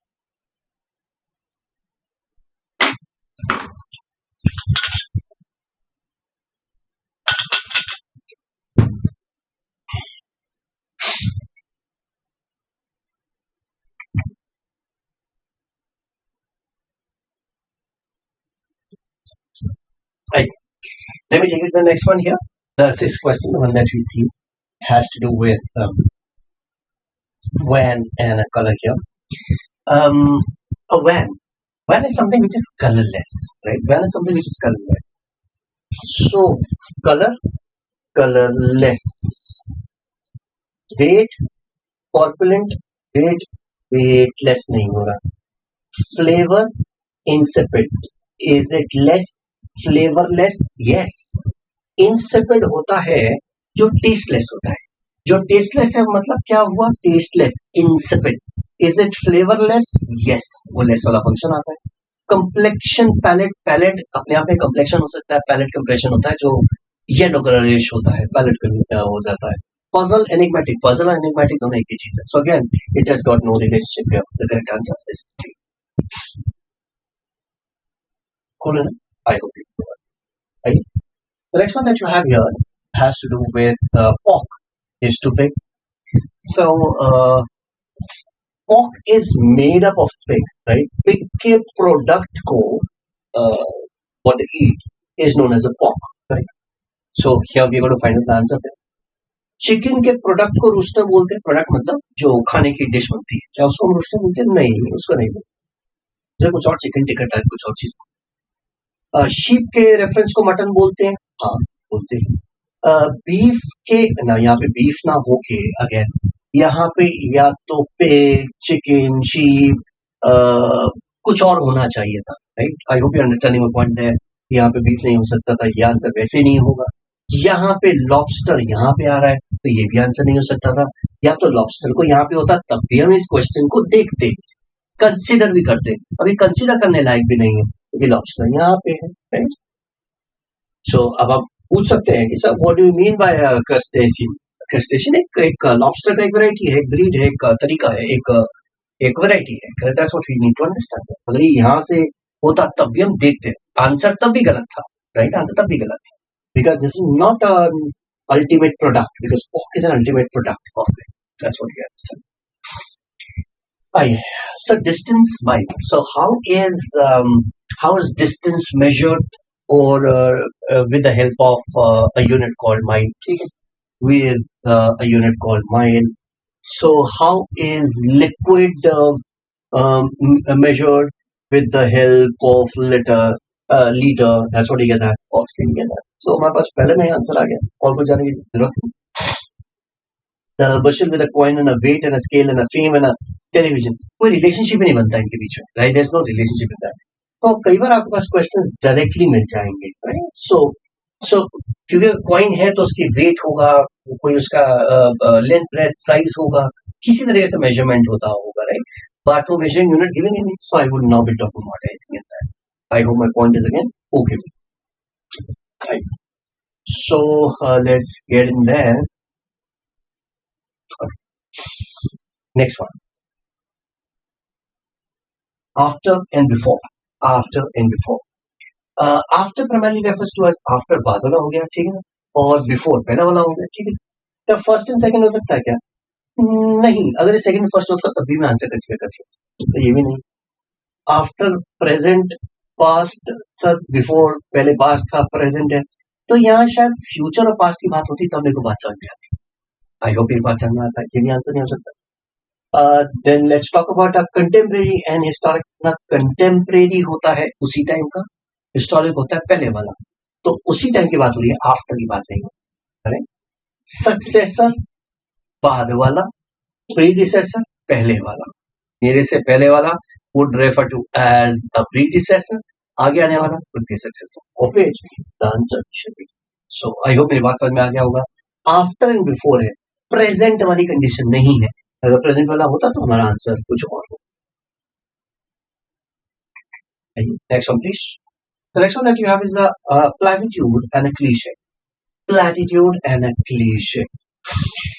Platitude and cliche एक ही चीज होती है। प्लेटिट्यूड एंड क्लीशे का मतलब होता है ऐसी कोई चीज जो आप ओवरली यूज करते हो for day to day function, एक ही जैसा काम, एक ही जैसी चीज एक्सेप्टेंस के अंदर लाते हो, उसको क्लीशे बोला जाता है। जैसे कोई चलते चलते वजह से सॉरी बोल दिया, किसी को कोई गलती किसी ने की थी, मन से नहीं बोला पर ऐसी सॉरी बोलते, वो क्लीशेड स्टेटमेंट। सो बड़ी सारी चीजें क्लीशेड होती, तो ये दोनों सिनोनिमस हैं। Find out the word that would be synonymous in here. Let's try to find out. So dogma accurate होता है, dogma होती है rigidity, वो accurate होता है, हमें क्या पता accurate होता है।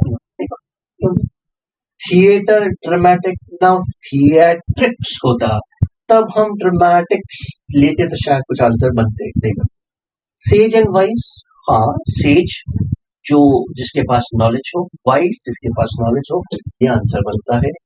Okay. Legitimate and the office, again no relationship. Important and beneficial, again I have no relationship. जब तक relationship formulate नहीं होगा तब तक हम answers derive नहीं कर पाएंगे। Right. Let me talk about the 12th part. The one that we find it here is an element and an aggregate. The element and an aggregate. Okay. How do you find out the answer for this case?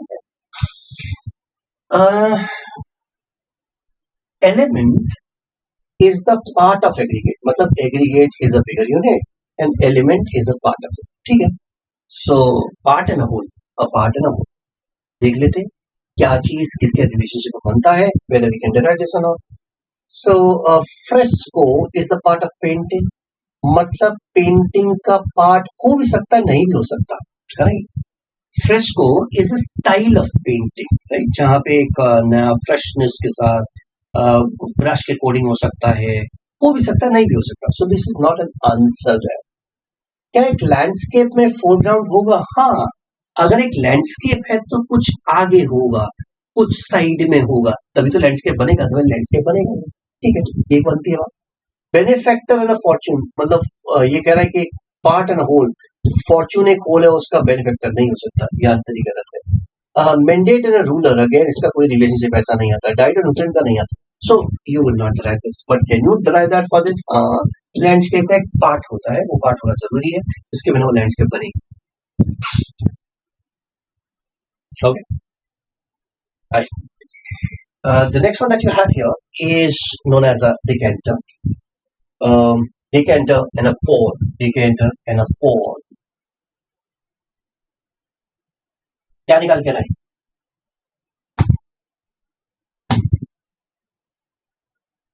A decanter and a pour. If you want to find out the answer for this, no idea. Okay. Let me help you out with this. Decanter एक cup होता है. Cup नहीं, एक उसे bottle की तरह समझिए, जो प्राइमरीली डालने के काम आता है, मगर एक मेजरिंग यूनिट आती है उसमें, मेजर्ड यूनिट आती है, तो पोर करने के लिए होता है. That is primary for poor. आइए देख लेते हैं what would be the possible answer here and how can we drive for this.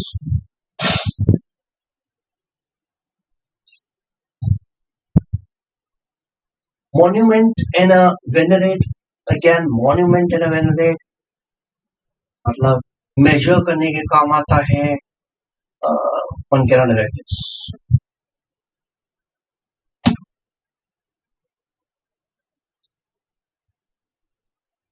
Cut this 13. I'll restart with 13. Cut.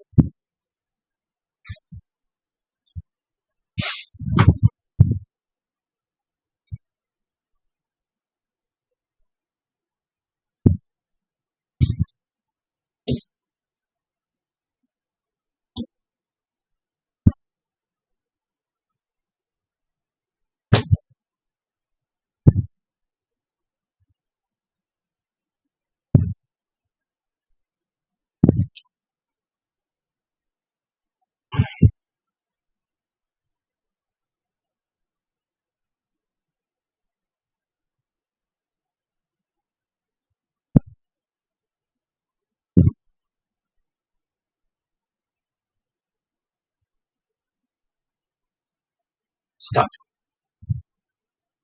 Okay. Looking at question number 13. It says decanter is to pour. Decanter would refer to as an instrument that is used for pouring, right? Instrument that is used for pouring.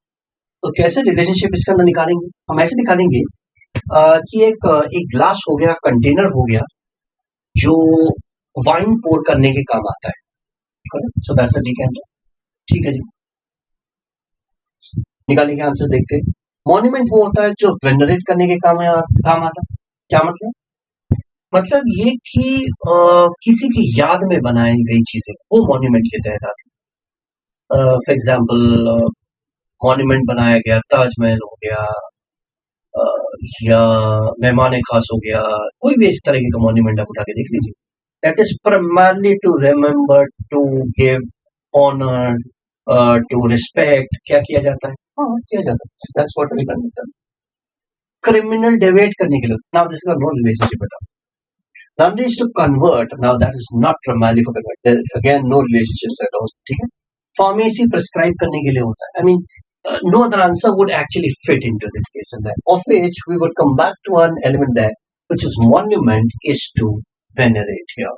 Monument is to venerate is the right answer. Okay. Let me take you to the next one there. Hi, the next one that you have here is unprecedented and the foreigners. Let's try to understand the words in there. Unprecedented.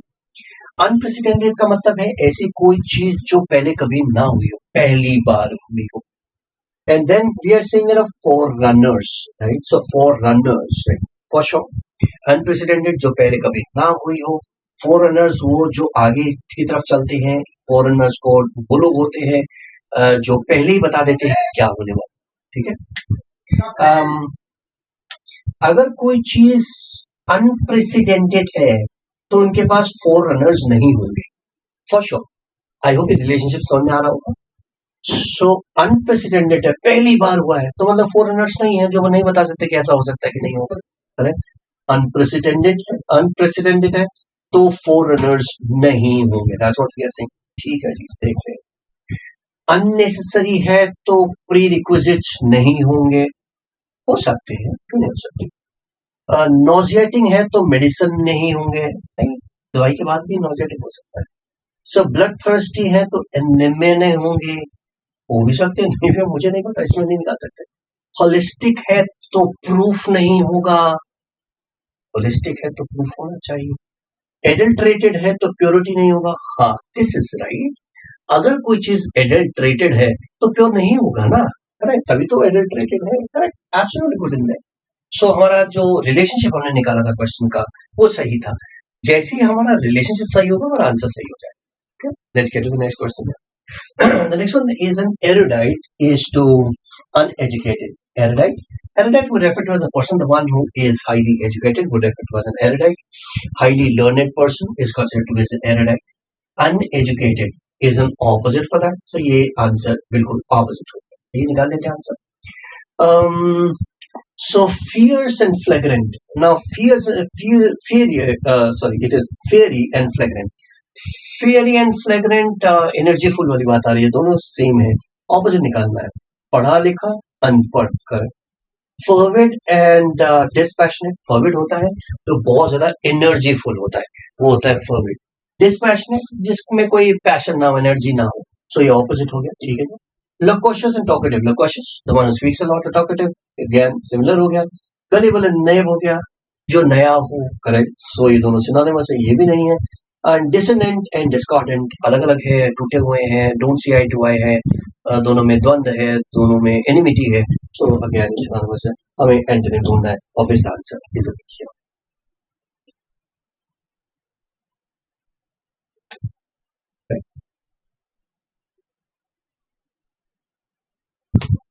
Right. Let's get to the question number 16. With the question number 16, let me. There it is.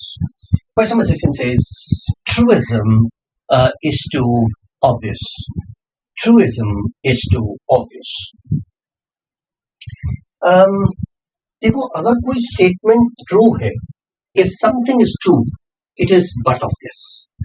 बोलते हैं. So if it is true, it is obvious. So for example, if 2 plus 2 is equal to 4, you will say obviously, ठीक है. Then what? So what you are trying to say is truism is obvious. So that means synonymous reference के अंदर आ रहा है. आइए जी और देख लेते हैं. फिर waver is to safe.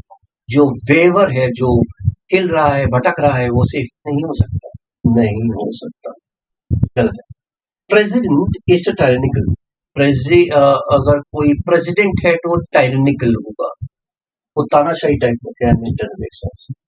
Daredevil है तो ऑडेशियस होगा. मतलब डेयरडेविल मतलब जो खतरे लेना जानते हैं, वो ऑडेशियस होगा, वो खतरों का खिलाड़ी हो. हाँ, तभी तो खतरे लेगा. somebody will take dangerous, right? So Daredevil है तो ऑडेसिटी होगी. ऑडेसिटी होती है बोल्ड काम करने की इच्छा. Right. That's an audacious. Right. When somebody can do something bold work, तभी तो आप डेयरडेविल कराओगे. अदरवाइज डेयरडेविल कराओगे क्यों? तो आराम से बैठो, खाओ पियो. करेक्ट. नॉवल का इंजेनुअस जरूरी नहीं है कि नॉवल इंजेनुअस हो. Pedant again you understand has to with kids and pedant imaginative होते हैं. जरूरी नहीं, कुछ नहीं, इनका कोई रिलेशनशिप नहीं है. We want to find something which is synonymous. Synonymous ढूंढना है. सिनोनिमस अगर कोई डेयरडेविल है तो फॉर श्योर पर्सन के अंदर ऑडेशियस होगी. ट्रूइज्म में फॉर श्योर होगा. So that's what we did. Let me take you to the next one here. 17. It says laconic is to concise. Laconic is to concise का मतलब, laconic का मतलब होता है whenever you say something in less words, right? So concise भी वो चीज होगी. साइज भी सेम, मतलब ये दोनों वर्ड सिनोनिमस है, करेक्ट? यहाँ पे सिनोनिमस है. Let's try to find out what should be the meaning here. So कौन सा हो सकता है? ऑब्ड्यूरेट. ऑब्ड्यूरेट स्टबर्ननेस के साथ आता है, कोऑपरेटिव के रेफरेंस नहीं आता. Ephemeral and fleeting. Ephemeral something which is short lived. Fleeting मतलब जो बदल जाए, जल्दी बदल जाए. ऑब्वियसली शॉर्ट लिव्ड है ना, तभी तो बदल रहा है. सो ये एक आंसर हो सकता है. Malleable, unchanging, right? मैलिएबल होता है जो चेंज होता है बल्कि, करेक्ट? और ये अनचेंजिंग की बात कर रहा है, ये नहीं हो सकता. ना विंडिक्टिव एंड फॉरगिविंग. ना विंडिक्टिव मतलब बदला लेंगे, और फॉरगिविंग ऑपोजिट हो गया. तो हमें निकालना क्या है? सिनोनिम निकालना है ना. इक्विवोकल सर्टेन नहीं हो सकता. ये सारे के सारे एंटोनिम के अंदर आ रहे हैं, तो इसलिए हम इनको आंसर नहीं देंगे. हमको लेना है synonymous of which the answer should be. I hope we are making sense for this. Are you coming to the question number 18th here? Um, here comes 18. Lie is to prevaricate. Prevaricate का मतलब होता है झूठ बोलना, to tell a lie. Right? So lie and prevaricate ये synonymous के अंदर आए. अब हमें जो आंसर ढूंढना है वो synonymous ढूंढते हैं. Betray करना, trust करना, synonymous ढूंढना है. Opposite हो गया. Philander donate करने वाला नहीं, donate करने वाला नहीं. वेवर फॉल्टर करने वाला. वेवर मतलब जो वेव कर रहा हो, जो ट्रेबल कर रहा हो, जो कांप रहा हो, वही फॉल्टर कर रहा है. वही फॉल्टर कर रहा है, वही नहीं कर पा रहा है. सिनोनिमस है, ठीक है. And deride and praise. नहीं, डिराइड तो बल्कि आप रेडिक्यूल, आप किसी को नेगेटिव होता है, वो प्रेज कर, वो ऑपोजिट हो गया. corroborate करना, डाउट होना. corroborate होता है जब आप किसी बात को अग्री करते, corroborate करते हैं. यहाँ पे डिसएग्रीमेंट हुआ तो आंसर ही किया आपके पास, है ना. इसका answer. So my request for you would be, please make sure that you should pick the fundamental vocabulary and start looking things from there, because that will make a good sense for you. Any vocabulary book, or as a matter of fact, if you have a dictionary, I mean, that will also make good sense for you. Okay, coming to the next one here. Concession and a placate, right? A concession and a placate. Now, how would you understand this? Concession क्यों दिया जाता है? Placket का मतलब होता है to satisfy someone. सो ये क्यों दिया जाता है? किसी को सेटिस्फाई करने. कंसेशन सेटिस्फाई करने के लिए. हो सकता है उसके साथ कोई प्रॉब्लम हो, उस प्रॉब्लम के लिए तो कंसेशन देंगे ना. तो दैट मीन्स उस प्रॉब्लम को सेटिस्फाई करने के लिए हम कंसेशन देंगे. ठीक है, बात समझ में आती है. फीमेल इन जेंडर, इसका कोई रिलेशनशिप नहीं. आर्टिलरी बॉल्स्टर के लिए, again I am not very sure of this. ये भी नहीं हो सकता. आर्टिलरी बॉल्स्टर हो नहीं हो सकता. Catalyst is for a precipitate. हाँ, कैटलिस्ट क्या होता है? कैटलिस्ट होता है जो किसी चीज को आगे की तरफ ले जाता है ताकि वो उसका एक रिएक्शन दे. तो प्रेसिपिटेट वो रिएक्शन है कैटलिस्ट का. कंसेशन क्यों दिया जाता है? ताकि प्लेकेट हो. कैटलिस्ट क्यों किया जाता है? ताकि वो प्रेसिपिटेट यहाँ पे is primarily referring to a reaction, correct. So catalyst क्यों किया जाता है? क्यों पीछे से रिएक्शन दिया जाता है? ताकि वो जाके एक रिएक्टिव एलिमेंट दे, कुछ बने. That is what the one is. This makes sense for me. Exercise enervate के लिए किया जाता है. एक्सरसाइज एनर्वेट के लिए किया जाता है, नहीं, रिलैक्स करने के लिए भी किया जाता है. और हो सकता है टेंशन भी आ सकती है अगर ज्यादा एक्सरसाइज करें. तो दोनों तरीके से हो सकता है, आंसर नहीं हो सकता. And again, when we talk about educator and mitigate, again, mitigate has to do with something to cool down in there. So educate का mitigate के साथ कोई relationship नहीं. Again, it's will go. The correct answer, the one that you have here, is C. Let us talk about the next one here, which would refer to as powerless is to efficacy. The one that we have here is a powerless is to efficacy. Okay. Let's see.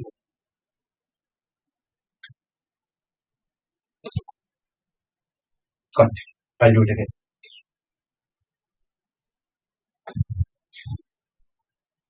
Okay. The next question, the one that you have here, is a question number 20th. Powerless is to efficacy. The 20th, it is powerless is to efficacy. Let's try to find out what are we talking about here.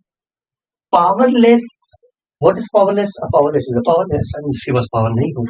Efficacy. Efficacy होती है to bring in the desired results, right?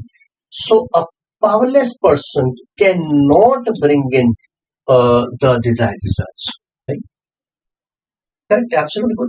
So cannot bring in efficacy. ठीक है, turbulence नहीं ला सकता, violence ला सकता है. सो ये answer नहीं हो सकता. एनमलीज इरेगुलरिटी, एनमलीज तो होती है, इरेगुलरिटीज है, तो ये भी आंसर नहीं. होमोजीनियस नहीं ला सकता, सिमिलर सिमिलर ही होते हैं. Effluent water, effluent का water relationship again, I'm not very sure of that because यहाँ पे effluent would refer to as effluent treatment plants as you have in there, that would refer to as the waste primarily. पानी के अंदर waste water again relationship नहीं बनता. Explicit अगर कोई चीज बिल्कुल categorically given है तो वो ambiguity नहीं लाएगी. बिल्कुल सही है, अगर clear cut instructions हैं तो ambiguity नहीं होगी for sure. This makes a good sense for us.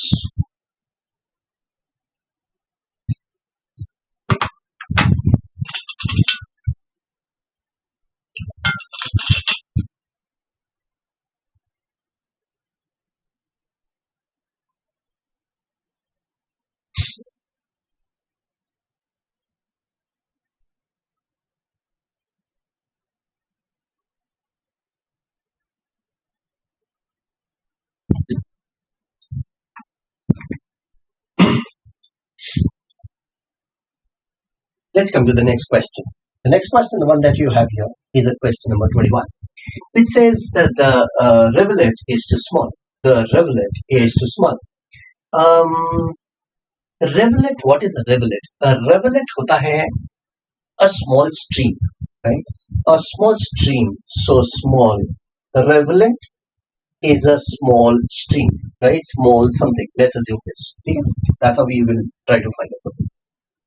Dissertation is the small plagiarized नहीं बनती बात. It doesn't make sense for me.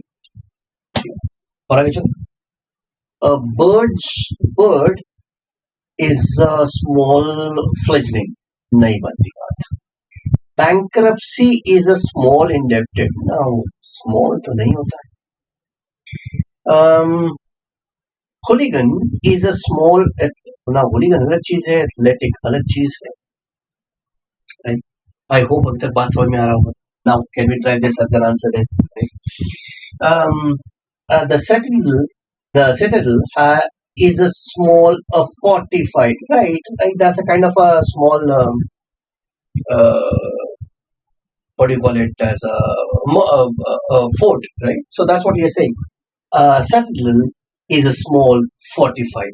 So I think out of the answer choices that have been given here, this is the only answer choice that fits into the picture. I hope the pointer is okay.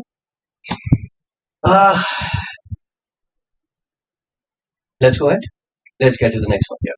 The next one.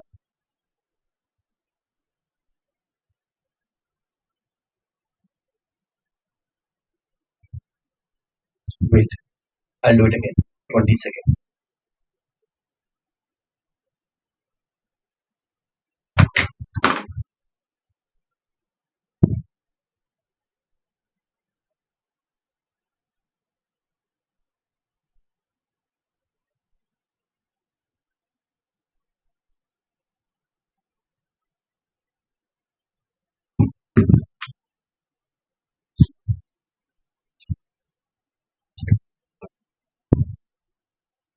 Right, let's come to the question number 22nd. Wretched.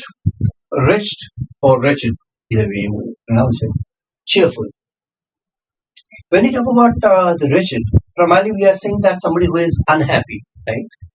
Somebody who is unhappy, and cheerful is happy. So ये हो गया हमारा antonym. So both the words are opposite, the one that we are talking about. Let's see for it. A territorial and a terrestrial. Again, territorial, terrestrial, more or less similar. This one. Innocuous, dangerous. Innocuous is something which is harmless, correct?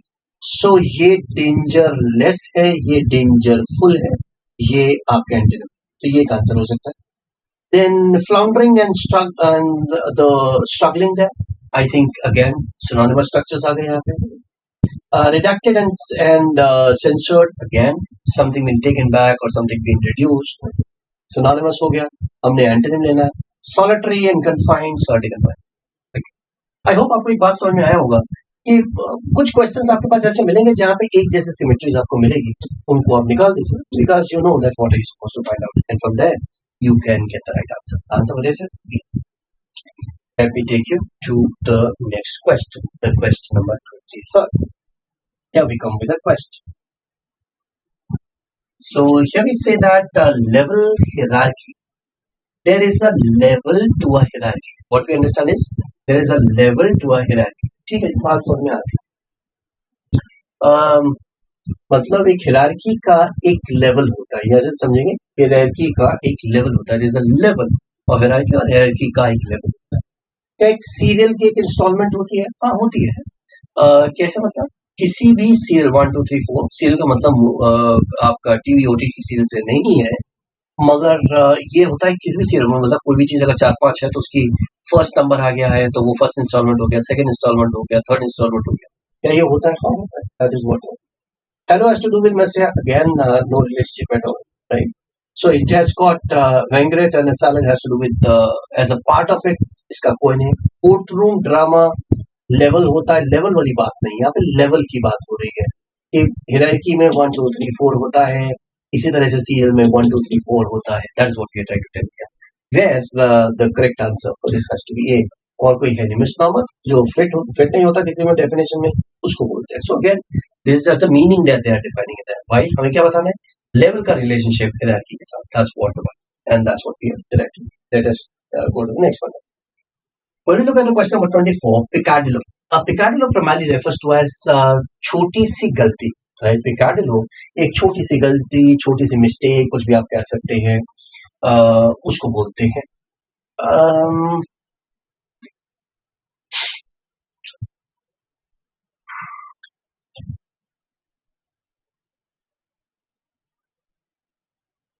But I'll do 24 again.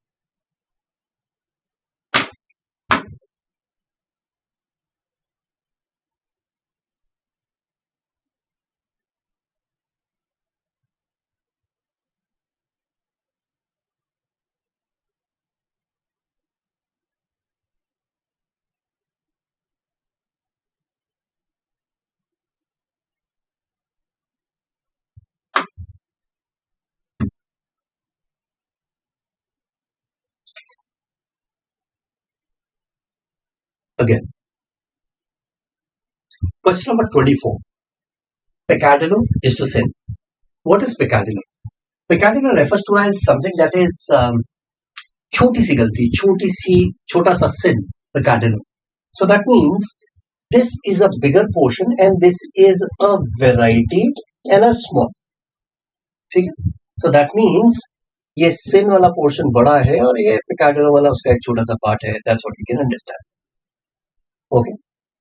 Masquerade in a party. Can this be the answer? हाँ हो सकता है।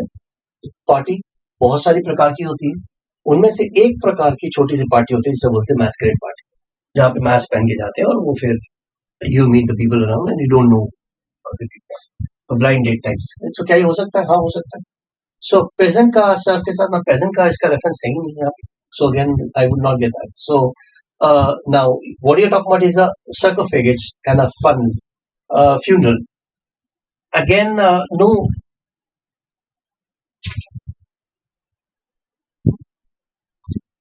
Cut 24. I'll do the 24 again.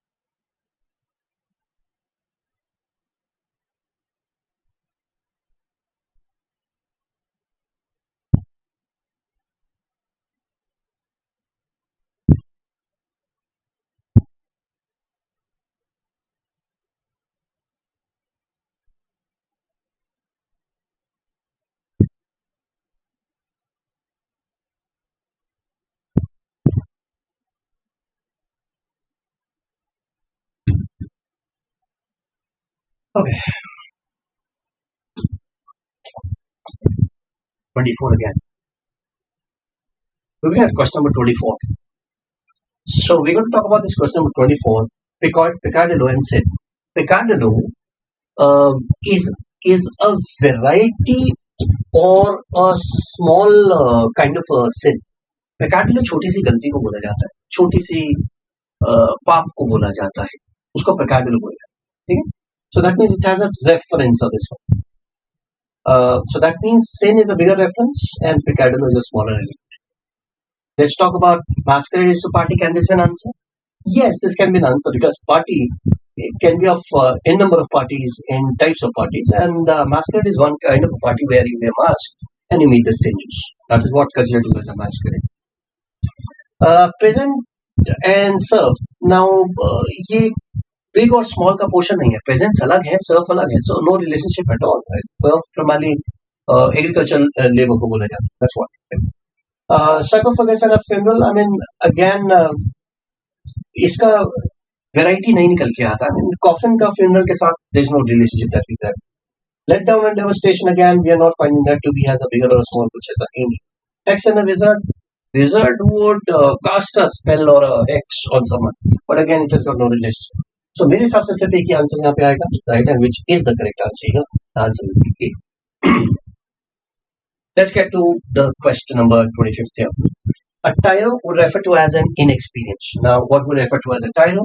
A tyro would refer to as somebody who is new to a field, and the inexperienced का मतलब भी वही होता है. तो एक बात समझ में आती है कि ये synonymous relationship है. This is a synonymous relationship. Let's try to find out. Headmaster principal हो सकता है, नहीं जरूरी. Scapegoat blame worthy होगा. Scapegoat blame worthy होगा, नहीं. Scapegoat है, blame worthy नहीं है. तो these are again two different elements. Scapegoat बना दिया गया है, but ये blame worthy नहीं है. मतलब इसने ऐसा कोई गलत काम किया नहीं है, मगर हम इसके ऊपर कह रहे हैं कि गलत किया, तो scapegoat अलग हो जाएगा. I hope you are understanding my point there. This should not be one. Forgery valuable. Forgery is done for valuable, but tyro inexperienced है, synonymous word तो है ही नहीं. क्या एक साइकोफैन सर्वाइव होता है? हाँ, this is what the right one here. Sycophant survive जो चापलूसी करता है, उसके बारे में बात करें. क्या वो सर्वाइव होता है? हाँ यार, बात हाँ जी, हाँ जी, बिल्कुल बिल्कुल, yes yes, best thing that is what we are talking about here. So this would be the one. And risk is what fall in that. Again, this is not a similar relationship. We need to find synonymous. आपको ये ध्यान रखना पड़ेगा. Sentence सही हो सकते हैं, relationship सही हो सकता है कोई और, बट जो रिलेशनशिप हमें चाहिए, क्या वही रिलेशनशिप है कि नहीं? That is what important question. Coming to the question number 26 here. Blandishment in a coaxing, blandishment, synonymous, right? Both words would have the same meaning there. That would refer to as when you flatter somebody, flattery, cajoling, coaxing. अभी जो हम बात कर रहे हैं सारी, है ना, वो सारी blandishment के अंदर आती है. वो सारी flattery के reference की हम बात करें, तो ये भी synonymous हो जाता है. Let's see for what should the answer. Directory telephone synonymous नहीं है. Pavilion and the promenade, again area है वो, पवेलियन है, टू डिफरेंट थिंग्स है. Surplus and squander, again two different things. Eulogy and praise, हाँ यूलॉजी हो सकता है. Eulogy is a praise in there. I hope we can understand this. Controversy is not a placate करने के लिए नहीं होती है, शांत करने के लिए नहीं होती है. बाकी सारी चीजों में अगर आप देखेंगे, कोई सिनोनिमस रिलेशनशिप आपको नजर नहीं आएगा, राइट? स्क्वेंडरिंग अलग चीज है, सरप्लस अलग है, pavilion अलग है, then promenade एक अलग चीज है. So you would have all the other references being given. Why eulogy and praise would definitely make sense. Eulogy would refer to as when you praise someone. Right? That's what makes it. Coming to the 27th one. Pragmatism and a philosophy. Pragmatism, philosophy. What relationship can we formulate with the words being given here? Pragmatism and philosophy. When we refer to the word called pragmatism, this primarily refers to as this pragmatism is a philosophical approach. तो आप इसको ऐसे समझिए, philosophy एक बड़ा reference है और pragmatism एक अंदर का पोर्शन था, correct? It's a kind of an approach. For your understanding, when we talk about pragmatism का मतलब होता है सोच समझ के, देखभाल के. कोई भी काम जो बहुत देखभाल के, बारीकी के साथ सोच समझ के किया जाता है, that would refer to as a pragmatism. Coming back to the picture, philosophy बहुत बड़ा पिक्चर है, pragmatism उसका एक रेफरेंस हो जाएगा, करेक्ट? ठीक है जी. So elevation and a pinnacle, elevation एक अलग एलिवेशन होता है, इंक्लिनेशन हो जाता है, पिनाकल टॉप है, तो ये अलग अलग चीजें नहीं हो सकता। Cancer and malady, cancer malady can this be answer, malady is illness, malady कोई भी मैल इलनेस हो सकती है, तो मैलेडी एक बड़ी पोर्शन हो गया, कैंसर उसका पार्ट हो सकता है, हाँ है बिल्कुल है, एक तरीके की बीमारी है, बिल्कुल cancer. Electricity is a kind of an outlet, नहीं। The cacophony is a kind of an opera, opera cacophony, cacophony अलग चीज होती है, कैको का मतलब होता है रॉन्ग एंड फोनी का मतलब होता है sounding, so something which is harsh sounding, that's what we are saying, तो ये अलग चीज है। And chemistry and element are again two different elements to talk about, so the only answer, the one that you have here, is a B bond. I hope we are on the right track. Coming to the next one here, question number 28, vitriolic and bitter. We're talking about vitriolic and bitter. Looking at the answer for this, vitriolic, vitriolic होता है, अभी हमने बात किया था, vitriolic वो anger वाली बात आती है, करेक्ट, विट्रियोलिक एंगर आता है, बिटरनेस आता है, ठीक है, so we can understand that, right, that means vitriolic is a bitter criticism, that's what we can understand, okay, let's see for it. So hindsight is a perfect, no, hindsight is not a perfect, it is on the another part, another side of it, so this cannot be the answer then. And alabaster is white. Alabaster is a kind of a stone, right? It's a smooth stone. Is it white? It is always white. And उसी के लिए वो famous होता है, alabaster. So that means vitriolic has an element of bitter. Alabaster has an element of whiteness. तभी वो acceptance के अंदर आता है. So ठीक है, ये एक आंसर हो सकता है। बोन से has to do with light, नहीं, बोन से तो पानी के ऊपर तैरने वाली जो शिप वाला आपने पढ़ा होगा, so that's what, so it has got nothing to do with. Equilibrium has to do with just, right? Equilibrium is just. Equilibrium is just. ना equilibrium हाँ हो भी सकता है, नहीं भी, तो ये एक आंसर है ना, आधा आधा, इसको हम नहीं ले सकते। Jubilation, which has to do with happiness, and biblical again has to do with biblio books in there. So ये अलग references हैं, तो ये सब अलग reference के अंदर आते हैं। हमें क्या निकालना है? Vitriolic has a reference of bitterness in it, and alabaster has a reference of white. Obviously, for which it is being accepted. It's a kind of a stone, accepted. Question number 29. Question number 29, invective and blame. Invective and blame, right? So what is invective? Invective is blaming someone. Invective is blaming someone. Come back to the picture here. So when we talk about invective, it is insulting और abusive language, जहां पे आप किसी को blame करने की कोशिश कर रहे हैं, correct, where you are trying to blame someone, so क्या कर रहे हैं, इन्वेक्टिव लैंग्वेज है, आप ब्लेम कर रहे हैं, ठीक है। Let's try to find out what is answer here. आप ओमेज है जो कॉपी कर रहे हैं, नहीं हो सकता। आप ग्रैंडोर बिग है जो एडमायर कर रहे हैं, आप तो अपने आप में ग्रैंडोर है, तो एडमायर करने वाली बात ही नहीं। डुप्लीसिटी है जो इंक्रीज कर रहे हैं, डुप्लीसिटी इंक्रीज नहीं कर। डेप्रेविटी है जो करप्ट कर रहे हैं, डिप्राइव्ड है इसलिए करप्ट कर रहे हैं, ये तो नॉलेज है। आप मैसनरी है इसलिए कंस्ट्रक्ट कर रहे हैं, हाँ मैसनरी मतलब group of people, mason, right, इसलिए आप कंस्ट्रक्ट कर रहे हैं, mason construct, and invective they blame, right, so ठीक है ना, इन्वेक्टिव ब्लेम करते हैं, और जो मैसन होते हैं, तो मैसनरी होती है, ग्रुप ऑफ पीपल अंदर वो कंस्ट्रक्ट करते हैं, ठीक है, there is no problem in this condition. I am sure you are also comfortable with the answer. Coming to the answer number 33. Okay, vernacular is to regional. Vernacular is to regional. जैसे vernacular is to regional. Vernacular क्या चीज होती है? Vernacular has to do with regional reference only. सो ये एक regional dialect होता है, regional बोलने का स्पीच का तरीका होता है, correct, and regional way of saying something, right. So vernacular is a regional speech or a regional dialect, either way that you call it there. So that would refer to as vernacular is to regional, ठीक है जी। Leaf ऑटनल होती है, leaf autumn के reference में आती है, again I don't understand this. Vernacular regional होता है, वर्नाकुलर रीजनल होता है, लीफ ऑटम होता है, नहीं होता है। सीनेटर डिसेंशियस होता है, not necessarily that. Fluctuation irregular होती है, हाँ तभी तो फ्लक्चुएशंस होते हैं, तभी तो हम फ्लक्चुएशन बोलेंगे। What is a fluctuation? That happens every now and then, ऊपर नीचे जाता है। फ्लक्चुएशंस हो रही हैं मतलब इरेगुलरिटीज हो रही हैं, वो होती हैं, ठीक है जी। बजट ऑस्टेयर होता है, आई मीन खराब हो जाता है, बिगड़ जाता है, again nothing to topsy has fatal होता है, नहीं जरूरी नहीं। सो हाँ ना की कंडीशन में, but this is the strict answer कि वर्नाकुलर हमेशा रीजनल होता है and fluctuations are always irregular. I hope you would have got the entire picture right in there. You would have got this complete thing, into your own plan.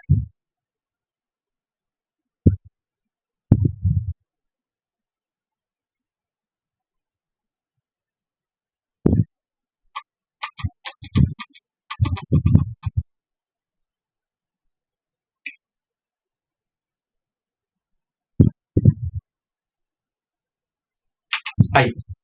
Coming to the last set of questions, the one that we are doing in here, we have to fill in the blanks in there so that we get the sentence right. आइए देखते हैं, फटाफट देखने की कोशिश करते हैं. Pick out the most effective words in there. The union budget is likely to be presented on February 26, 2 days ahead of the dash date, right? So 2 days ahead of what date? Only date जो already पहले set होती रही है. पहले हमेशा 28 को आया, उससे पहले 28 को आया, 24 में, 23 में 28 को आया, हर बार 28 फरवरी को आता है, मगर इस बार 26 को आ रहा है. तो कैसी वाली डेट? जो ऑलरेडी प्री स्टैब्लिश्ड है. वो कौन सी वाली डेट होती है? वो एक कन्वेंशनल होती है. कन्वेंशनल मतलब जो पीछे से चलती चली आ रही. Come to the next question here. It says it is a story of two men and a batch of dash armored cars, right? It is a story of two men and a batch of dash armored cars. हमें यहाँ पे इस armoured car का adjective देना है. ठीक है, armoured car है, ये दो लोगों के बारे में है और उनकी कार पर.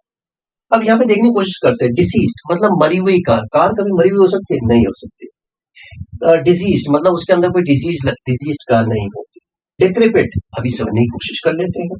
डिफीटेड कार कभी डिफीटेड नहीं होती, डिक्रेपिट हो सकती है. डिक्रेपिट मतलब टूटी फूटी खंडित, राइट, खटारा टाइप्स, उसको हम डिक्रेपिट बोलेंगे. Obviously we can get this answer right. Let me take you to the 33rd. He dashed her that she would pass. She insured her. She ensured her. She assumed her. She assured her. ध्यान रखिएगा, कभी भी ऐसी condition के अंदर आप हमेशा assurance देते हैं, राइट. या पेरेंट्स वालों से एश्योर मी. एश्योर मी का मतलब आप एश्योर करेंगे, राइट. इंश्योर किसी एक्शन के लिए किया जाता है. I ensure you that I would not do this something from now onwards. Similarly insurance से रिलेटेड वाला इंश्योरेंस होता है. और फिर the correct answer should be assured here. Right. Let me take you to the next one, 34th. Although there is, it says, although there is dash gunfire. हाँ, मतलब कभी कभी रुक रुक के कहीं गनफायर हो रही है. There is no stiff resistance to the revolutionary army. कैसे पता लगा रुक रुक के हो रही है? वो ऐसे पता लगा, इसने कहा कि कोई स्टिफ रेजिस्टेंस नहीं है. ऐसा नहीं कि 24 घंटे कुछ सामने खड़ा हुआ गोली चला रहा है. रुक रुक के गोलियां चल रही हैं, कोई ऐसा स्टिफ नहीं है, हो जाएगा. That's what they say. अब ये पता चल गया कि गन फायर कैसे हो, रुक रुक के हो. अगर रुक रुक के हो रही है तो बिटर हो नहीं सकती.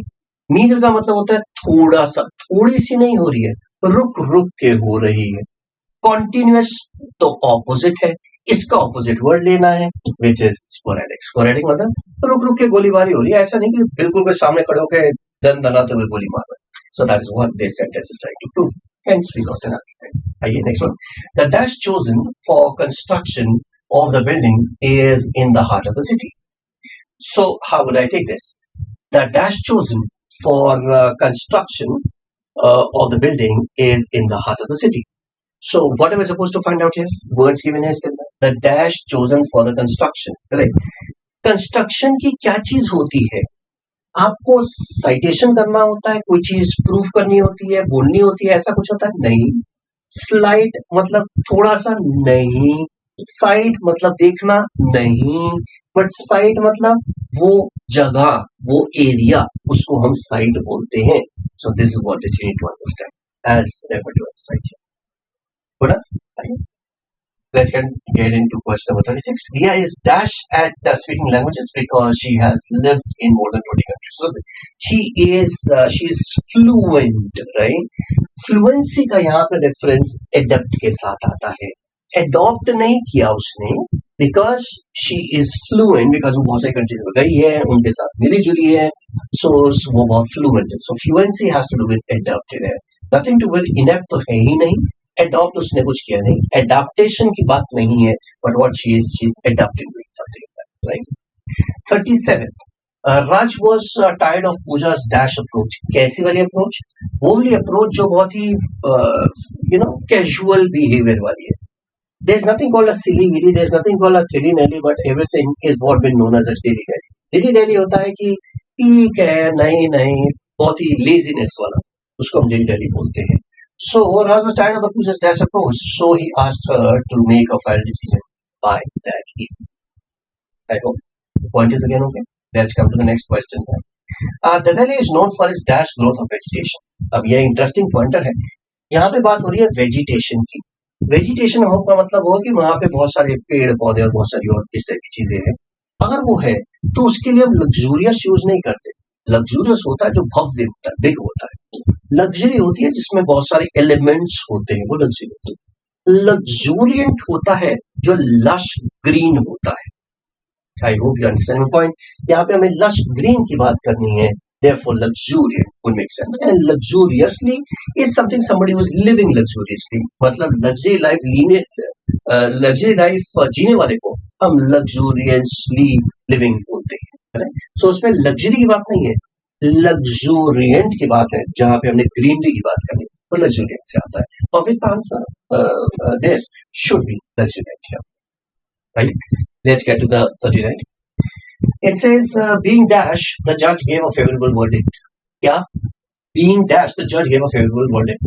Favorable verdict. Being कौन? Judge. मतलब जज के बारे में बात हो रही है. Right? So gave a favorable verdict. Favorable verdict दिया. जज ने. तो जज की क्वालिटीज बतानी है. क्या ये बात समझ में आती है? क्योंकि कॉमा के बाद द जज है, तो जज की क्वालिटीज बतानी. देख लेते हैं. क्या जज सगेशियस? सगेशियस मतलब सोच समझ के देखभाल के काम करने वाले को सगेशियस बोलते हैं. सगैसिटी. ठीक है. तो ग्नेशियस जो हमेशा लड़ने को तैयार हो. अगर जज लड़ने को तैयार होता तो डिसीजन क्यों देता वर्डिक्ट का? वेरी फेवरेबल क्यों देता? मेलिशियस में मैल है, नेगेटिव इंटेंशन से होता तब नहीं देता. टेनेसिटी, टेनेशियस होता है चेंज करना, किसी चीज को चेंज करने की क्षमता, उसे टेनेसिटी बोलते हैं. तो वो भी एलिमेंट नहीं है. मतलब वो सगेशियस रहा होगा, बहुत सही तरीके से डिसीजन लेने वाला, सोच समझ के डिसीजन लेना, तभी तो फेवरेबल डिसीजन किया उसने. ठीक है. आइए come to the last question here. School days are considered to be the best years of your life. When my dash year in school began, I began to think of those past enjoyable days and of my future also. Correct. So dash year in the school. कौन सा वाला साल हो गए? कुछ आखिरी वाले साल. टर्मिनेशन ईयर होता है क्या? कि मतलब जिस साल मुझे बाहर निकाल दिया जाए, निकाल नहीं दिया जाएगा, आप पूरे ग्रेजुएशन करके निकलेंगे, तो टर्मिनेशन नहीं होता. Integral year in the school. अब इंटीग्रल ईयर कौन सा होता है मुझे नहीं पता है. Correct. First year, second year, third year, fourth, five, six, मुझे नहीं पता. एब्सोल्यूट का मतलब नहीं पता. एब्सोल्यूट ईयर का मतलब कोई रेफरेंस नहीं निकलता, मगर पेनल्टीमेट का मतलब निकलता है. क्या मतलब? आपको अल्टीमेट वर्ड पता है? अल्टीमेट होता है लास्ट, पेनल्टीमेट होता है उससे एक साल पहले. तो मतलब ये कुछ 11th ग्रेड की बात कर रहा होगा कि भाई देखो, school days are considered to be the best of the year. जब मैं 11th ईयर के अंदर था, सो मैंने सोचना शुरू किया कि भाई क्या क्या मैंने किया है, और इसके बाद फिर एक साल और है, and then I am going to get it. I hope मेरी बात आपको समझ में आ रही होगी. So ultimate year would refer to as the last. Ultimate is last. Penultimate is one before second last. ठीक है, उसको बोलते हैं. I hope you would have got the picture right in there. That was a little part from my side here. Keep learning, boys and girls. I'm sure you would make it. Thank you. Bye-bye. God bless you.